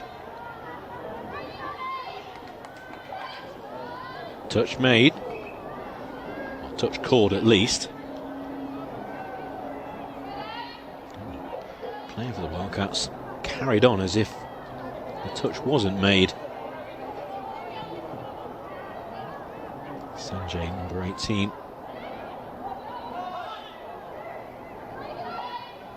Long throw out wide to the wing. Already with a try to her name. Joanna Toy with that try.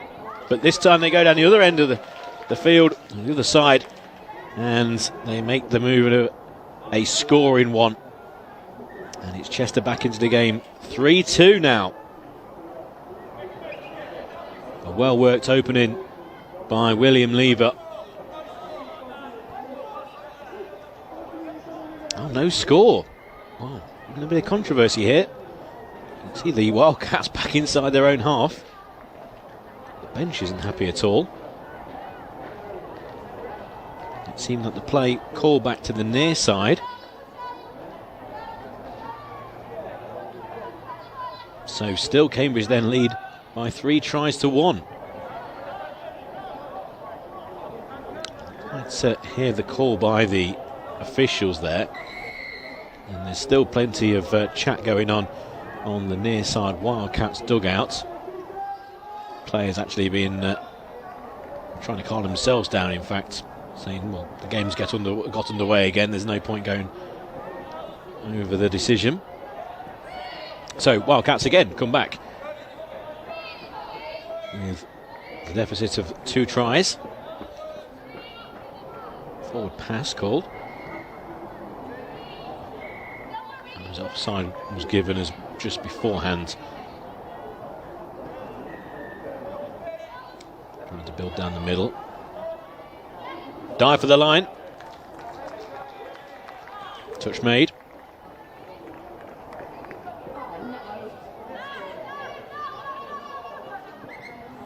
And the touch again.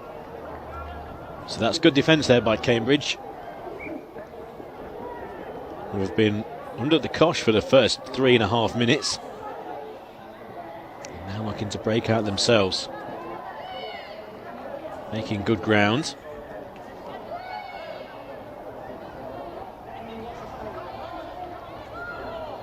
Defence comes out for the Wildcats. Liam Lawton.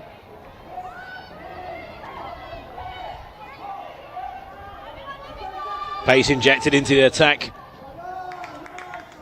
Needed help. Overran the help.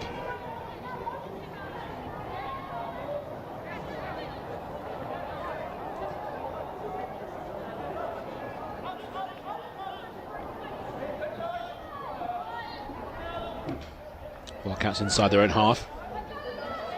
Looking to build once again.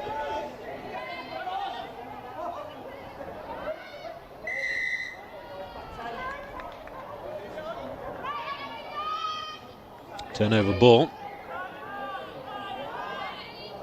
Cambridge really haven't got going in this second half. Throwing the ball down the line into the middle. Pick up and drive, and subs being made, so there's no help here at all. They have to go back a few metres.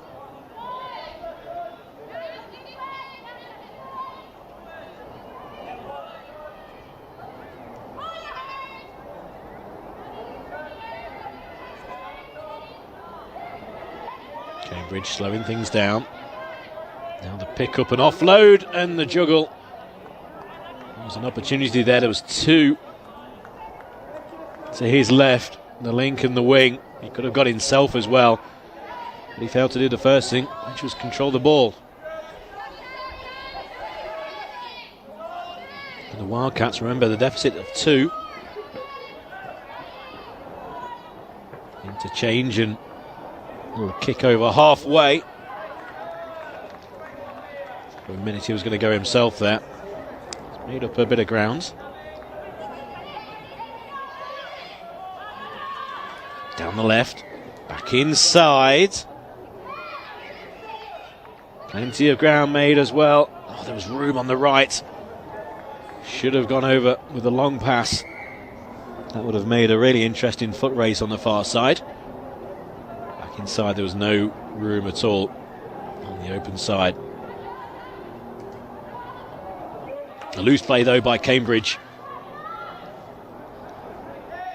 And with 3.5 minutes to go, the Wildcats surely will still be seething from the disallowed try a few minutes ago, but they try again.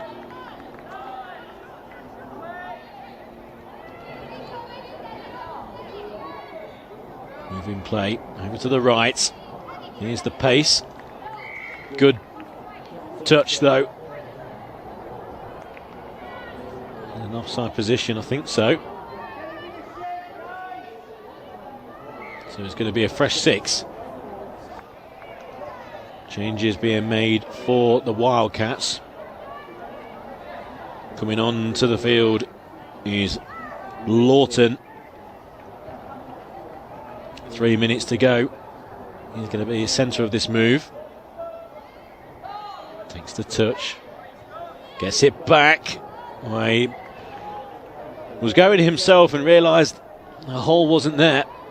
So that was just a hopeful pass back inside. And it hasn't worked out for the Wildcats. And, well, as time ticks away, how many opportunities will they have? Again, 2 down to Cambridge. It's been all Wildcats in this second half.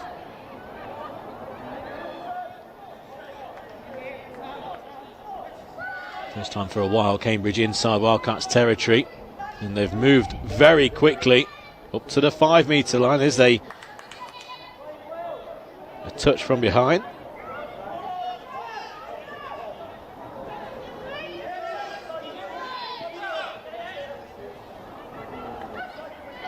Changes for the Wildcats. Doesn't slow the play down at all. Oh, lovely jink inside. This is to the wing. Adam Jacques there with the yellow boots. Also on the field. Here he is. He gets a sniff of an opportunity. Surely he'll outpace the opposition. It's over a minute to go.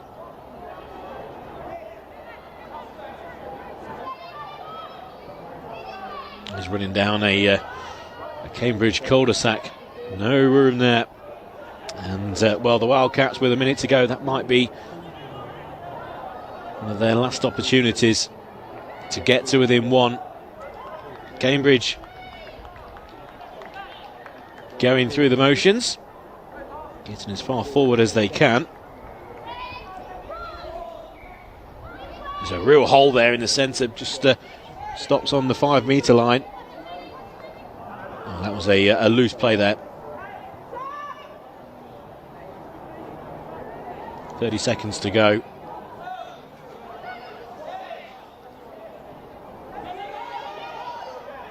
And the Wildcats are going to have to try something here, because time is ticking. They're inside their own half. The 2 tries down. It's going to be Cambridge with the victory, which I think on overall their first half display probably deserves. Wildcats have dominated the second half, but the defence has stood firm. Cambridge even have the ball. There's going to be an interception though, although it's going to be called back by the officials, and called back with the final whistle, and it's Cambridge who have beaten the Chester Wildcats by 3 tries 1. They're in front at half-time. Wildcats dominated the second half. They had a try disallowed when they retreated back inside their own half. Everyone thought it was a try, and they couldn't get back into the game. And it's Cambridge who come out on top. Again, 3 tries to 1.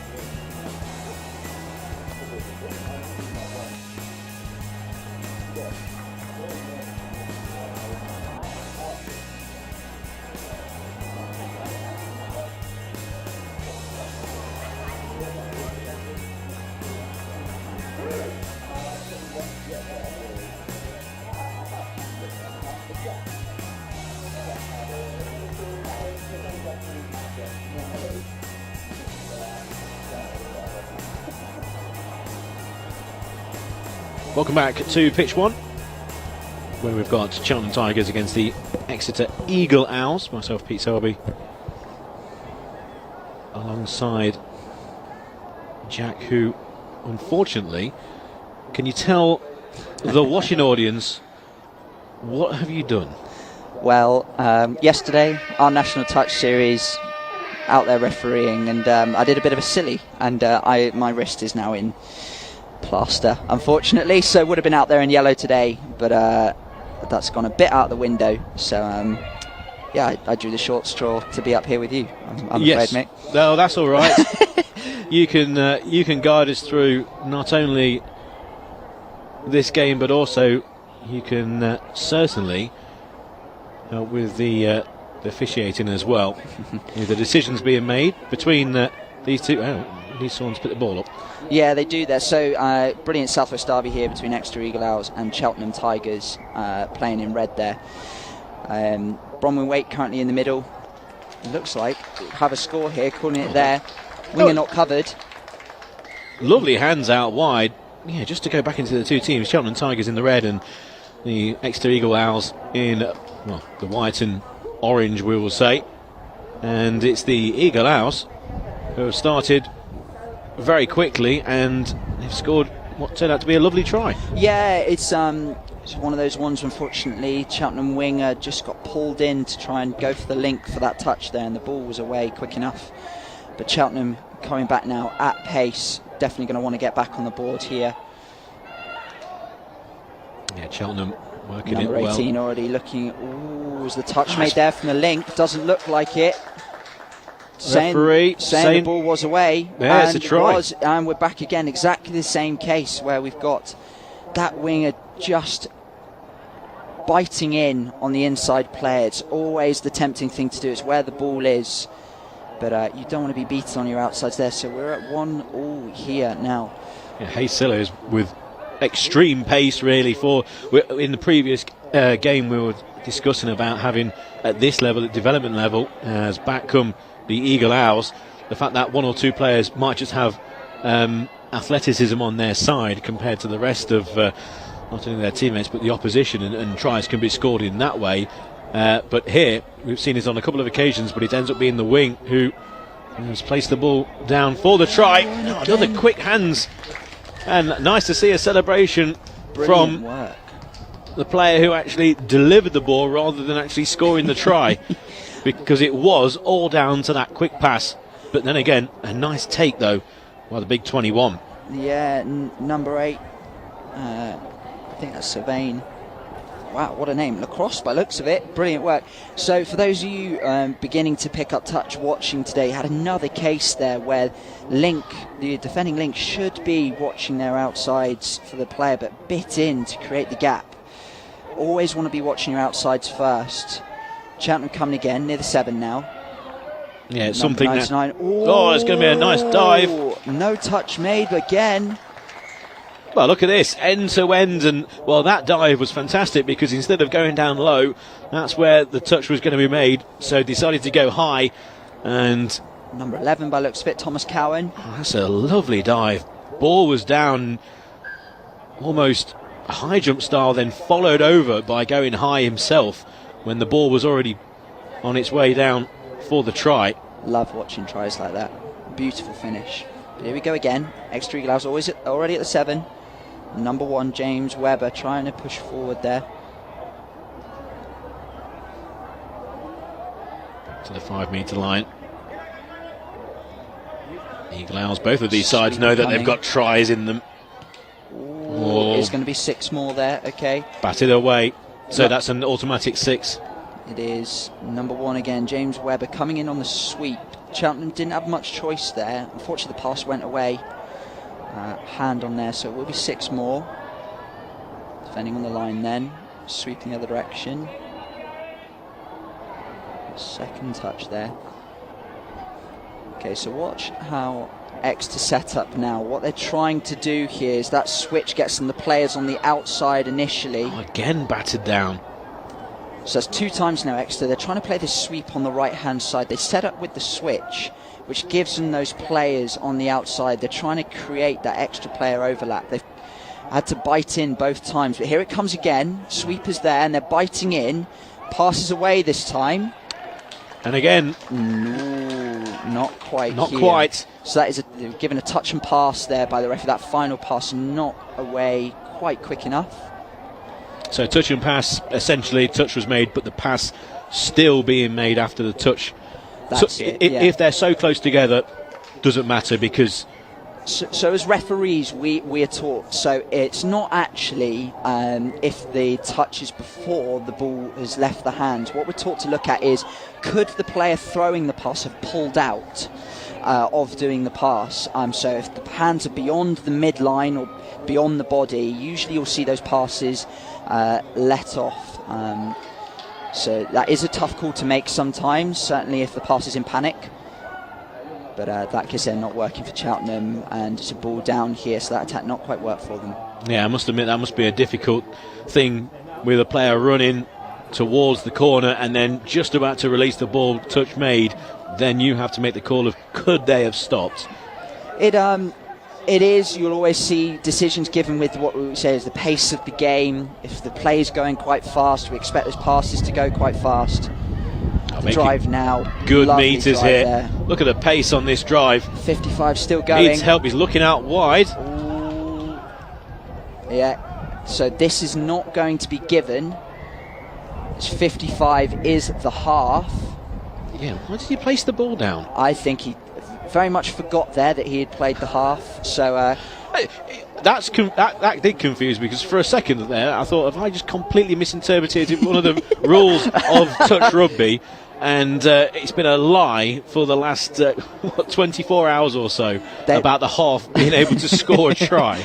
Well, it's one of those things when you get a run through like that. So number 8 across from Exeter, setting up the dump beautifully for 55, Michael Holland. It was Michael Holland. Let's call him out on this one. Michael, you may have just got a bit excited. He might be, and I don't know Michael at all, but maybe he's new to the sport. Maybe he's come from a different version of rugby and just forgot where he was for a second. I think the thing is, the thing goes, well, I might well put the ball down just in case I wasn't half, but the rule does say, unfortunately, as the half, if you attempt to score, it will be a turnover. Here he is again now. Okay, so looking to go wide. Dump is good. Good short here, 21 short. Oh, okay. Was it down quickly enough? We've not got the angle for that. The referees are going to talk quickly. So... This is going to be... Yeah, okay. So... A call here, so the pass has actually been called forward on that one there. We won't know about whether the touch came in first. Silent referee, John has done a good job there. Yeah, have they looked at that and gone, do you know what, it might have been too difficult to work out whether the touch was made. We'll go back to the forward pass. Not in that case, so evidently... I would not have said that unless I'm standing actually next to an official. I would have gone with the official on the field, but since I'm standing next to one...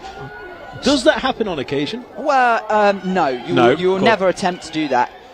In that case, the pass was short enough you can watch the feet. But here comes 34 from Cheltenham. He's found the gap. Oh, lovely handoff as well. Pass is off to the winger there. Got a score from Cheltenham. That's good play. Good play, but also by the wing to to understand the situation, to realise that they couldn't actually keep up with play. So stand your ground, and then when the ball's delivered to you, you're in space, put the ball down, it's a try. Sometimes you'll see maybe a wing trying to keep up with, but that's not the aim. The aim is obviously to then, when the player turns around, tries to find another teammate, you're in a position then to receive the ball, and by doing that, sometimes it's by standing still. Well, it's one of those things when you get that half scooping into the in-goal area, you want to mirror your opposite player, and again, the Exeter wing are not quite going there. Touches first there from Cheltenham is number 1, James from Just a Exeter. cheeky attempt Quite. there, wasn't it? Yeah, but case again there, you've got to mark your outsides, that score. So another play from Exeter, they start with the switch and then the sweep comes around the right hand side. They're looking for space there. They did this time go to the right hand side, covered by Cheltenham in 6 touches, so it has now turned over. That was well covered by the red shirts of Cheltenham, who lead by 3 tries to 2. It's been a very good first half, only a minute to go. As Cheltenham look to build, changes being made. Okay. Trying to put a bit of pace, which we've seen more from the Eagle Owls, to be perfectly honest. Yeah, it looks like we've got strike players on from Cheltenham here. It's 18 and 99 from Cheltenham. Cheltenham, though, have been they've been very efficient with their attacks. I think they've scored from pretty much every opportunity inside the 5. Breaking the line again. Excellent touch. Handoff made, and there. what's a touch made? Okay, so 41 from Exeter. Brilliant dive on the back.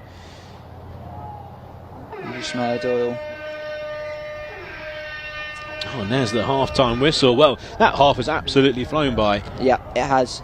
Lovely to see both sides driving very well, getting to the 7 as efficiently as possible, and had some very good scores.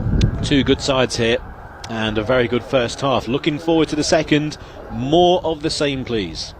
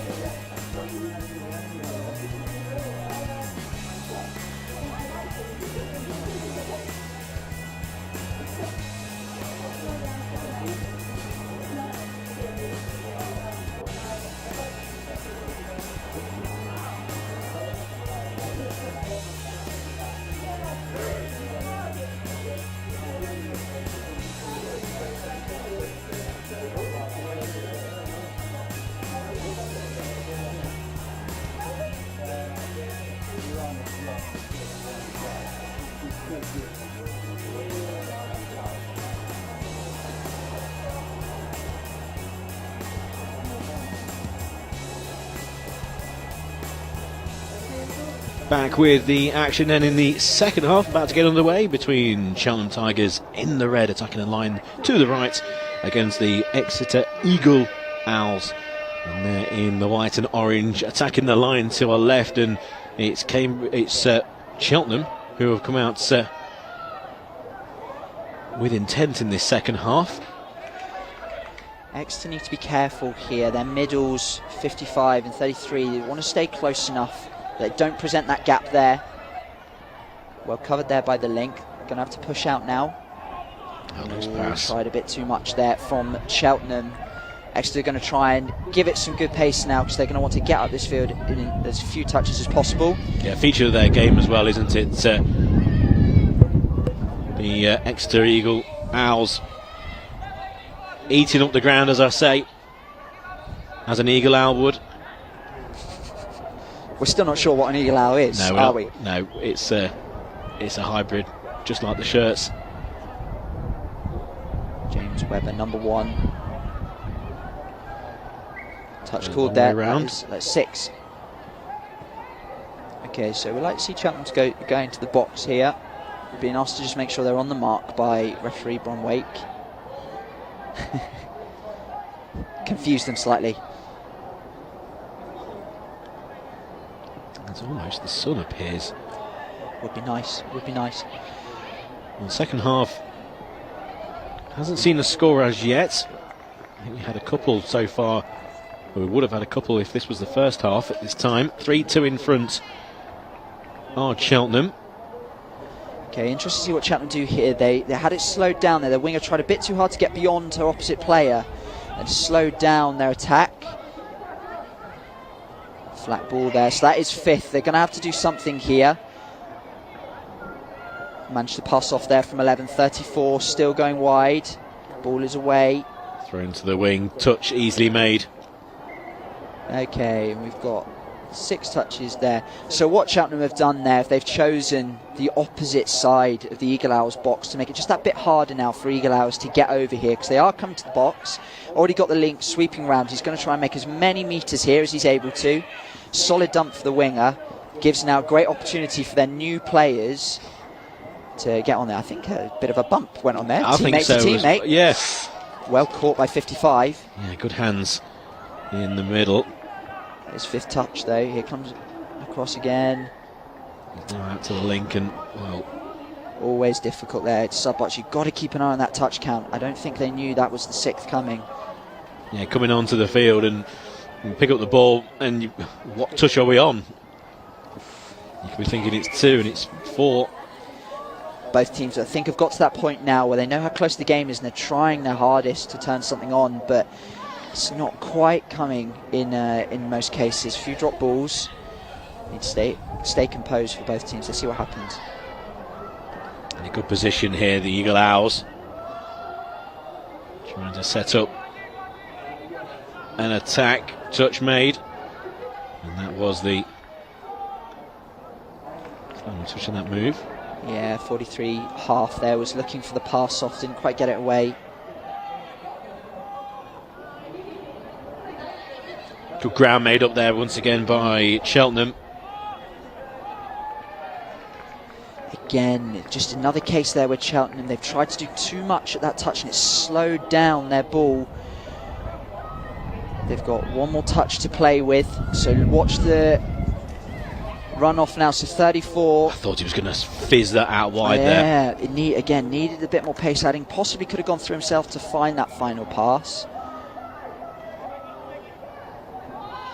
Game not as quick as the first half. Got to that point now where I think teams want to conserve energy, but another good set now from Eagle Owls. Good pass there. We're going to make some metres here from 33. Just the pass they needed. It was a nice line by the 33. Base injected again. Ball's away there. Sweet. Ooh, what are we going to give here? So these all, okay, I think Ball's got a ball. Ball to the face. And the referee has given 6 more. Initially, Bron, very experienced referee. Sure, she, or again, always difficult one for referee, because if you've got, as a defender, if you've got your hand out to make that touch and the ball's come off it, referee's got to judge whether you've interfered with that. And Bron here has said, no, the Cheltenham players interfere with the pass and it will be 6 more. So a real good position then for Eagle Owls. A strong dump here. Another sweep from Eagle Owls. Their preferred play. Oh, Ooh, deflection. Okay. Interesting to see what the call is going to be here. I think what we had, it was a forward pass called by the referees. That last one is the signal you're looking for. Oh, has he stayed in play there? Well, the taps were turned on out wide. He was straight down the line. I would want to see that one again, personally. He was uber close to the line, but there we go. Right Sideline referee was right there to call it. Right in front of us. Here we go. Down the I'm near not sure side. about that one. Oh. John.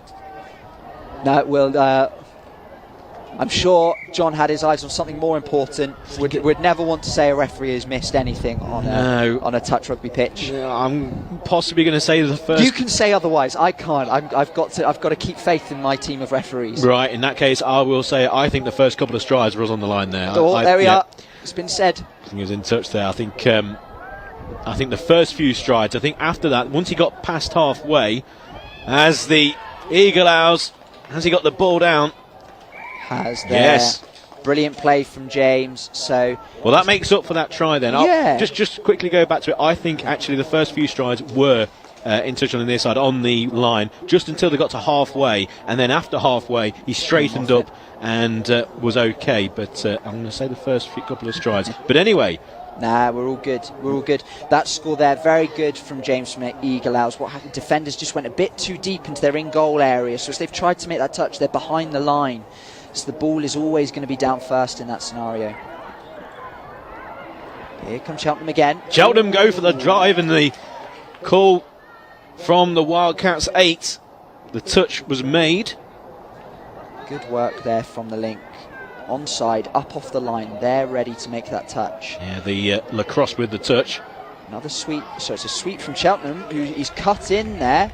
And referee, is the ball down first? It is. Oh, that's a try, and I'm going to say that was a. So watch the line here from 34. Initially goes wide, but it's that cut back in there. And because 55 from Eagle Owls has gone too wide, as he cuts back, he's not quite there to cover the gap. Yeah, Burgess as well, 33. He's just followed the ball where it was going to. He thought it was going to be, and just left the hole. You always expect the ball maybe to go short side first. It's maybe what you're taught it as you begin to play touch, but as you move away and out of that, you've got to be prepared. Cambridge back to a 2-try lead, 5-3 with 2 minutes to go. That could be a very, very important score as the Eagle Owls look to get back into this. Same again. It's a very similar try in a way. So both teams attacking mainly off the sweep. And the sweep here, so attacker number one. All that's happened here is number one normally for a sweep would go out wide, try and hit that outside channel of the mid. The thing is though, both teams, because they're both using it, are very aware. So everyone's cutting back in, and it's always about that other mid covering the gap to make sure that they're there. So 2 scores either way for the same reason in both cases. Yeah, within seconds of each other, as Cheltenham goes straight down the other end. Well, the tap touch is called. No, it isn't. Well, for saying that the second half has been fairly tight compared to the first, it's just exploded in the last minute or so. Let's take another look at this try. Sweep again, cut in there from the sweep line. Again, just exactly the same look. Very similar. So those of you again beginning to learn touch, or any of you playing touch, covering that sweep line, that cut back in from the player, your covering middle needs to be there for that gap.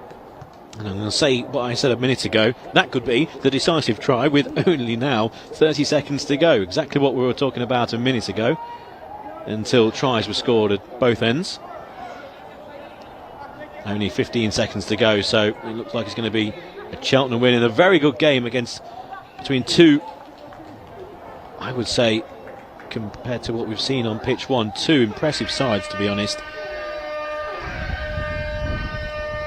And there goes the final whistle And it's a win for Cheltenham Tigers against the Exeter Eagle Owls by 6 tries to 4. Very entertaining game. Even though the final 3 tries were all mirror images pretty much of each other. They were. But 2 good sides, and I wouldn't be surprised if we see, especially the winners, but also the Exeter Eagle Owls in the latter stages of this competition. So how is commentating compared to officiating? Which would you rather be doing? I have to be honest, I would always rather be out there on the pitch. It's great to be part of team referee for these kind of competitions. But if I can't do that at the moment, which I cannot, no, very much enjoyed commentating, so thank you very much for having me. No problem. Hopefully you're back up here for some of the latter games on this development day here in Banbury.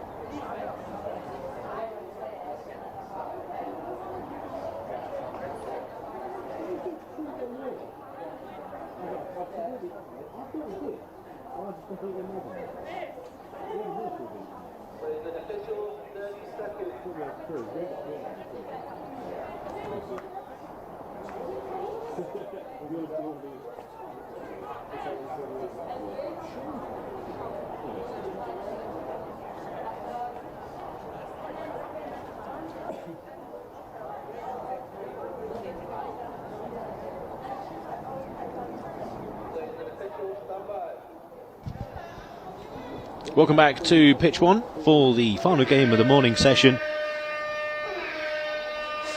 And myself, Pete Selby. We've got Aaron in the commentary box. Good afternoon. Good afternoon. And, well, it's been a fabulous day so far. Almost a fabulous try to start this game. Looking forward to this, again, final game before we have a small break. If you're watching the live stream, we're back with the afternoon session from 1:30. And, well, we've started very quickly and we've got a try in the far corner. Yep, try given. And, well, what a way to start the game. Yeah, lovely little try in the corner there. I think that's Joey Hartley who was playing in the middle.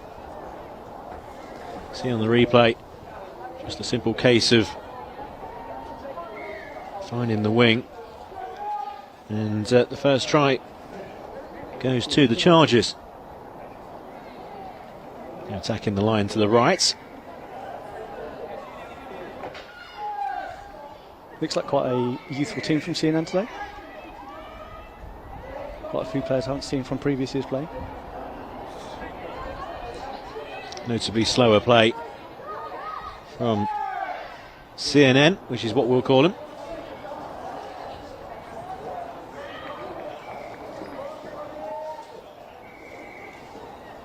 Throwing the ball along the line, taking the touch. Going back towards the line in the middle.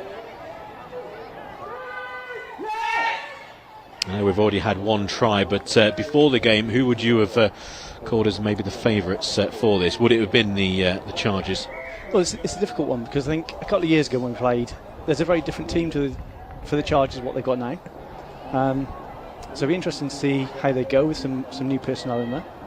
And I was always seeing them quite a youthful team, so maybe they've got a bit of extra pace in there. We'll have to see how they go. Chargers up to halfway. Looks like it was over the mark just then. Yeah, just waiting for the call there by the official. 2 minutes gone in this first half. And how have you found just a slight spill there. I was just about to say how he found the play today, one of the first tournaments back on the calendar. It's been very nice to actually play against some different teams. Obviously we've been able to play some regional things, so as Cheltenham we've been able to play with Oxford and Revolution, obviously who played yesterday, along with a few other clubs in the region. It's nice to play against some old friends and some new faces.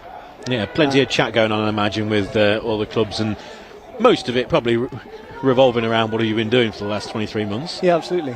But it's been really nice to come and play some good touch. Looks like the ball's gone down there. Official's got his arm down.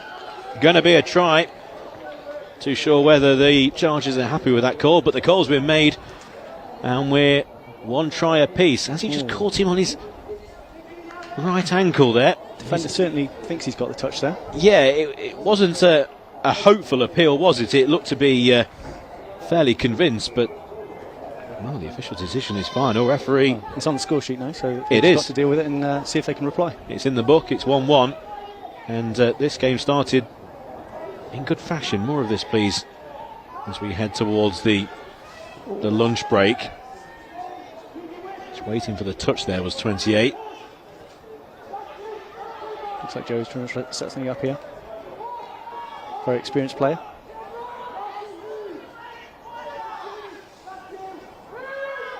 Shortcoming.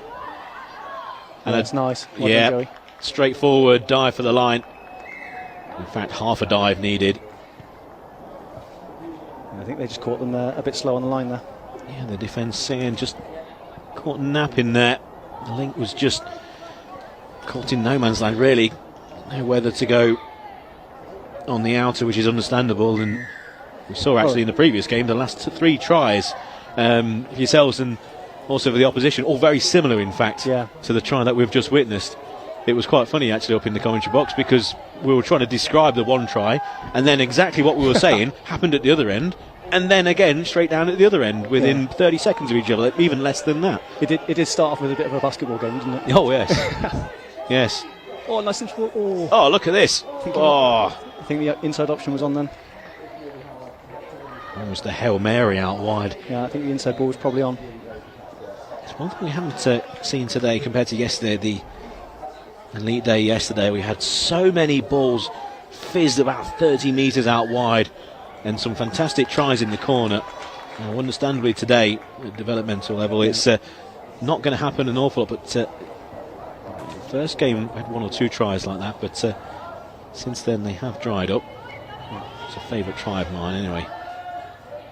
Yeah, it's always nice to watch a nice long ball and go nice to his hands. 5 minutes gone in the first half. Manchester in front, under pressure. And again, attacking short side now. I think they've attacked short side a few times. Maybe they can consider going against the grain, maybe. Oh, a nice little dummy there. The attempted long throw was just a dummy. Good defence in there, getting up nice and early, putting the pressure on the attack. That's 5. Now looks like they're just trying to burn it in the corner. Yeah. So they're trying to burn it as far away from their sub-box as possible to make it as difficult for the Chargers as possible to then transition off the pitch. So just knowing that the move is coming to an end, where can we make it most awkward for the opposition, essentially? Yeah, absolutely. Because there's going to be a lot of people watching this live stream who are watching touch rugby for the first time, maybe looking for a sport to pick up after the lockdown, or maybe be encouraged too by other players. That's a nice set. And they'll be good try. They've given it. They've given the try. They'll be very encouraged by watching that try, saying, I can do that. What would you say, though, to the people watching the live stream then who want to get involved? Or what would you say to those people out there who are well accustomed to touch rugby, who would try and get other people involved? I think the main part of it is the participation. I think one of the greatest strengths of our game is that it's mixed as well. So as well as having the single sex, of course, but like this weekend we've had mixed touch, and there's very few sports that you can play where males and females play the same sport together at an elite standard as we have did yesterday, obviously at elite development state today, and the atmosphere within all the clubs, everyone's really friendly. We get together sort of once a month over the summer, and everyone sort of gets to know everybody. It's a real community. And also, just to go back on the mixed sex sides, which of course we have in front of us here, you'd get someone who maybe hasn't seen touch rugby before, and they'll surely don't the men just run away from the female players? But of course, that's just completely not the case because of the nature of the sport. No, some of the girls you come up against are some real athletes. A lot of them quicker and more agile than the boys. For example, Ellie Moss for Cheltenham has got an incredible step, and she'll just get around most boys. Incredible speed as well. Oh, nice. There we go here. Thereby, I was just going to say that. Perfect example on cue. Yeah, Manchester have just eaten up around 15 extra metres there by. I say not grounding the ball, but to be perfectly honest, I think the touch was made. But no, it's and also the routines as well being that's a lovely lucky in the corner. Lucky out wide. But also as they get into the attacking final third of the field and they go into their set moves, etc. with the dumps, different players obviously with different skill sets, etc. But it's a whole not only side but squad needed with the rotating subs, especially in these quick games as well. And we were talking earlier, many different people playing different sports, of course, can get involved. Yeah, they can absolutely. transfer the skills from. We were hearing earlier saying that there's an awful lot of netball players. In Yeah, I fact, was going to mention that actually. We found early on, particularly at Cheltenham, there was a lot of girls that transitioned from netball that were always interested in playing rugby, but were sort of maybe a bit worried about the contact nature of rugby union. Oh, a lovely dive to the line. That's going to be a try. A flamboyant blow of the whistle there by the official. Yeah, Robin does love to give a bit of flair to his refereeing. And it's the 4th try for Manchester. Very interested in hearing about the netball side of things. It's a sport which I, being from Loughborough with the Loughborough Lightning, and have commentated on and witnessed an awful lot of. The fact that touch rugby, you can certainly see the skill sets transferred from one sport to touch rugby. And again, the one nature of touch rugby, of course, is the lack of physical contact, which would possibly, in other forms of rugby, put off a lot of people who play other sports. Yeah, absolutely. Although, like in the last play there. Hooter sounds all around Banbury, and the whistle goes at half-time on the main pitch. And it's the Chargers who have charged off into the distance. They are 4 tries to 1 up against CNN. And at half-time, they're going to take a break, and so will we.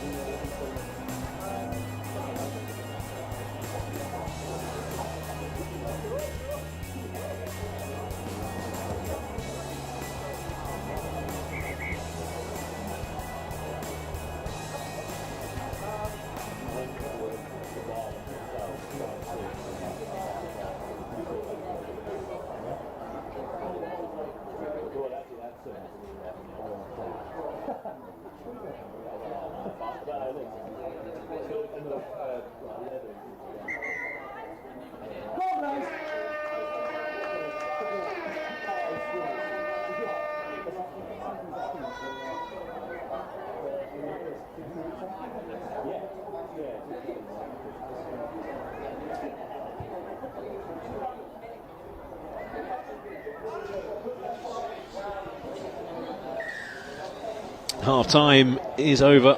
Second half has begun. And the Chargers 4-1 up. And to get back into the game, you'd think that they're going to have to score pretty early here if they're going to stand a chance. But with these 10-minute halves, it's going to be difficult. CAN. Yeah, those 10-minute halves do certainly go quickly. Yeah, how have you found the 10-minute halves compared to, say, the 20 game? Is it? It's certainly a different challenge because it's more intense.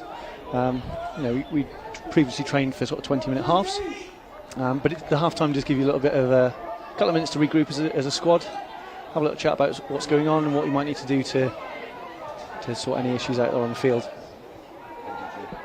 I was talking at half time about the CN, the fact that this is a development day and the age of the squad, and there's two as they are very young indeed, and with the 2-year gap or the 23-month gap, you'd have had members of squads who were maybe youths at the time who are now seniors, and you would have now players who have maybe never played at all who are now juniors in the sense of their age in squads, who have never been in a tournament before. So quite possibly a first tournament for a lot of people in today. But of course, you've got some experience with that team as well. Hopefully they're passing on what knowledge they do have. It looks like plenty have just come onto the field here. Look at the age of the CN side on the pitch. It's very young, but they have extreme pace down the middle. The touch was made. Just get a bit of momentum on for transitioning on there. I think it'll give their younger, quicker players a bit of a platform to be able to scoop from. Couple of charges.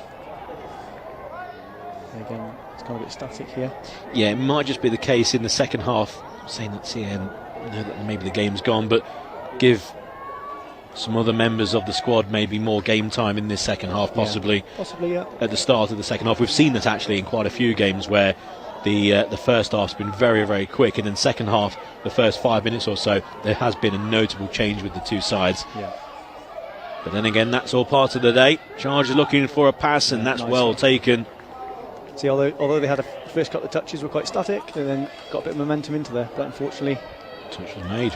We had the touch going in there. So she looks to try and get them on the back foot now. Ball comes over to the near side, so plenty of. That's where that bit of indecision is coming in there from the younger players. Yeah, just not quite sure. Yeah, the routine is. So in that situation, you really just want someone to nominate and go, right, I'm going to take the ball in, take it in with a bit of momentum, make sure you've got half there, and then your players coming on come onto the ball with a bit of pace then. We've gotten over the mark there, unfortunately. So we got charges. Got an opportunity now to get a fresh set of players on, and see if they can get some momentum on the field now. Almost an error there that you would have expected from one of maybe the younger members, but it actually was one of the senior members of the side who didn't overstep the ball. So we're starting to see a bit of tiredness coming in now, and the knee giving way almost there. Yeah, there's been a lot of that going on. So I think we've had sort of 4 or 5 people within the club who've had some knee injuries just through. I want to say it's just a lack of conditioning, really. As much fitness you can do in lockdown, it's not quite the same as playing with the agility and the side to side and whatever. No, there's nothing like creating match fitness from actually playing an actual match. It's a nice long ball, unlucky. I think that would be the case in most sports as well. Yeah. All the training in the world, but nothing can actually replicate playing the actual game.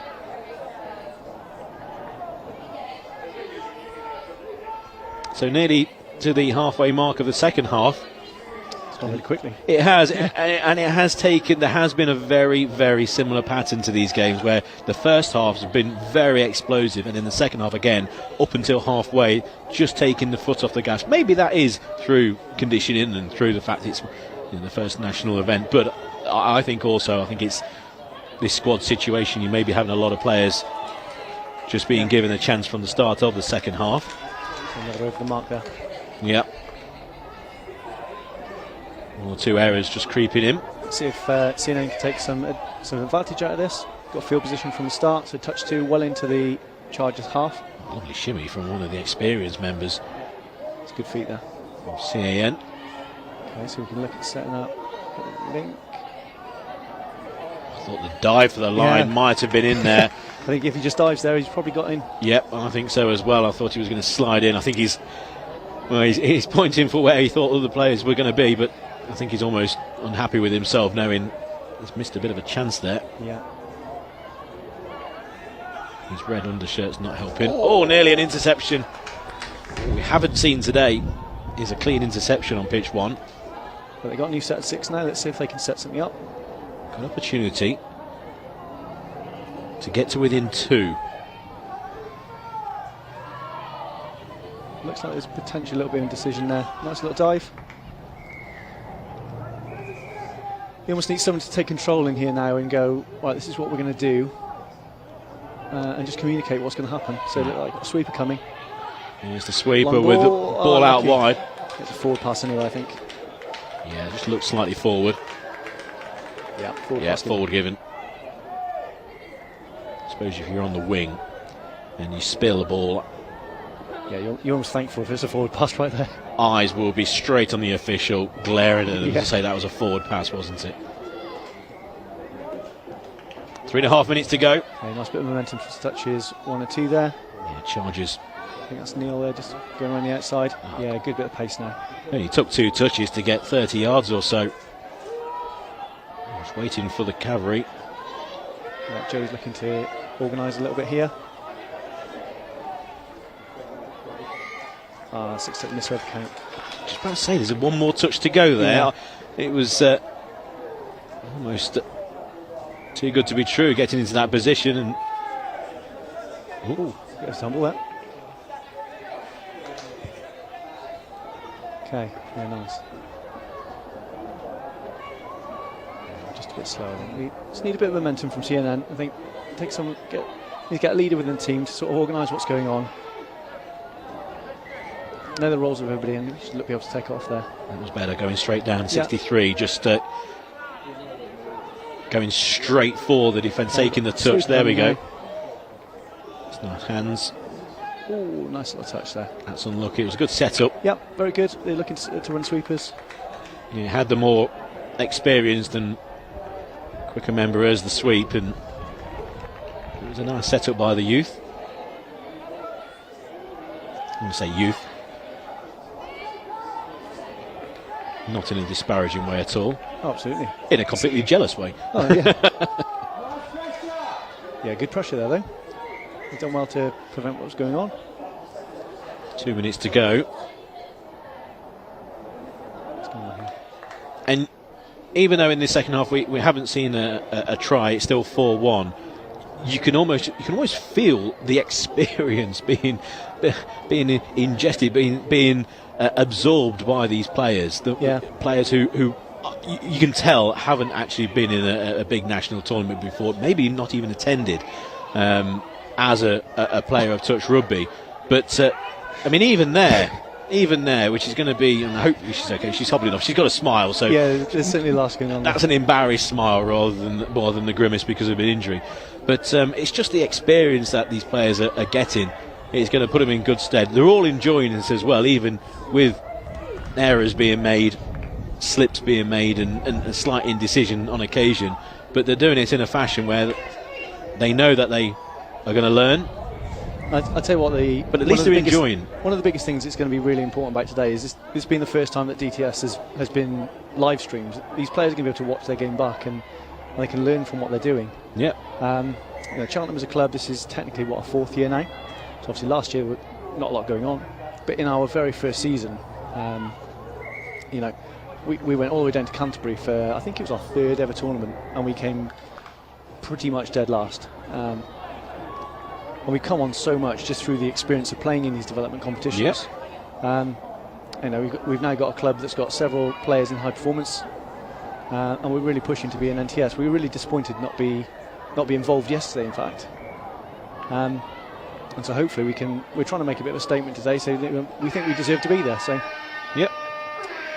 And fingers crossed the club will be. And again, it's the job of commentator and people who come into the commentary box like yourself to highlight what is actually going on in the field. So if there is a slip and there is an error, then obviously you call it, but also understanding the nature of the game and the fact that we're all back and delighted to be here. And if you are watching the live stream, that's it for the, we'll say, morning session, because we'll be back at 1:30 with the first of the plate quarterfinals on pitch 1. Entertaining first half. It was 4-1 to the Chargers. It remained that way in the second half as the changes were wrong, but an entertaining second half nonetheless. And that's it. We'll be back at 1:30. You can enjoy the tries of this game. And we'll be back in a short while with the first of those plate quarterfinals, the cup quarterfinals, and then we're into the semis. We'll be back shortly, and hopefully you will be as well. 1:30 local time.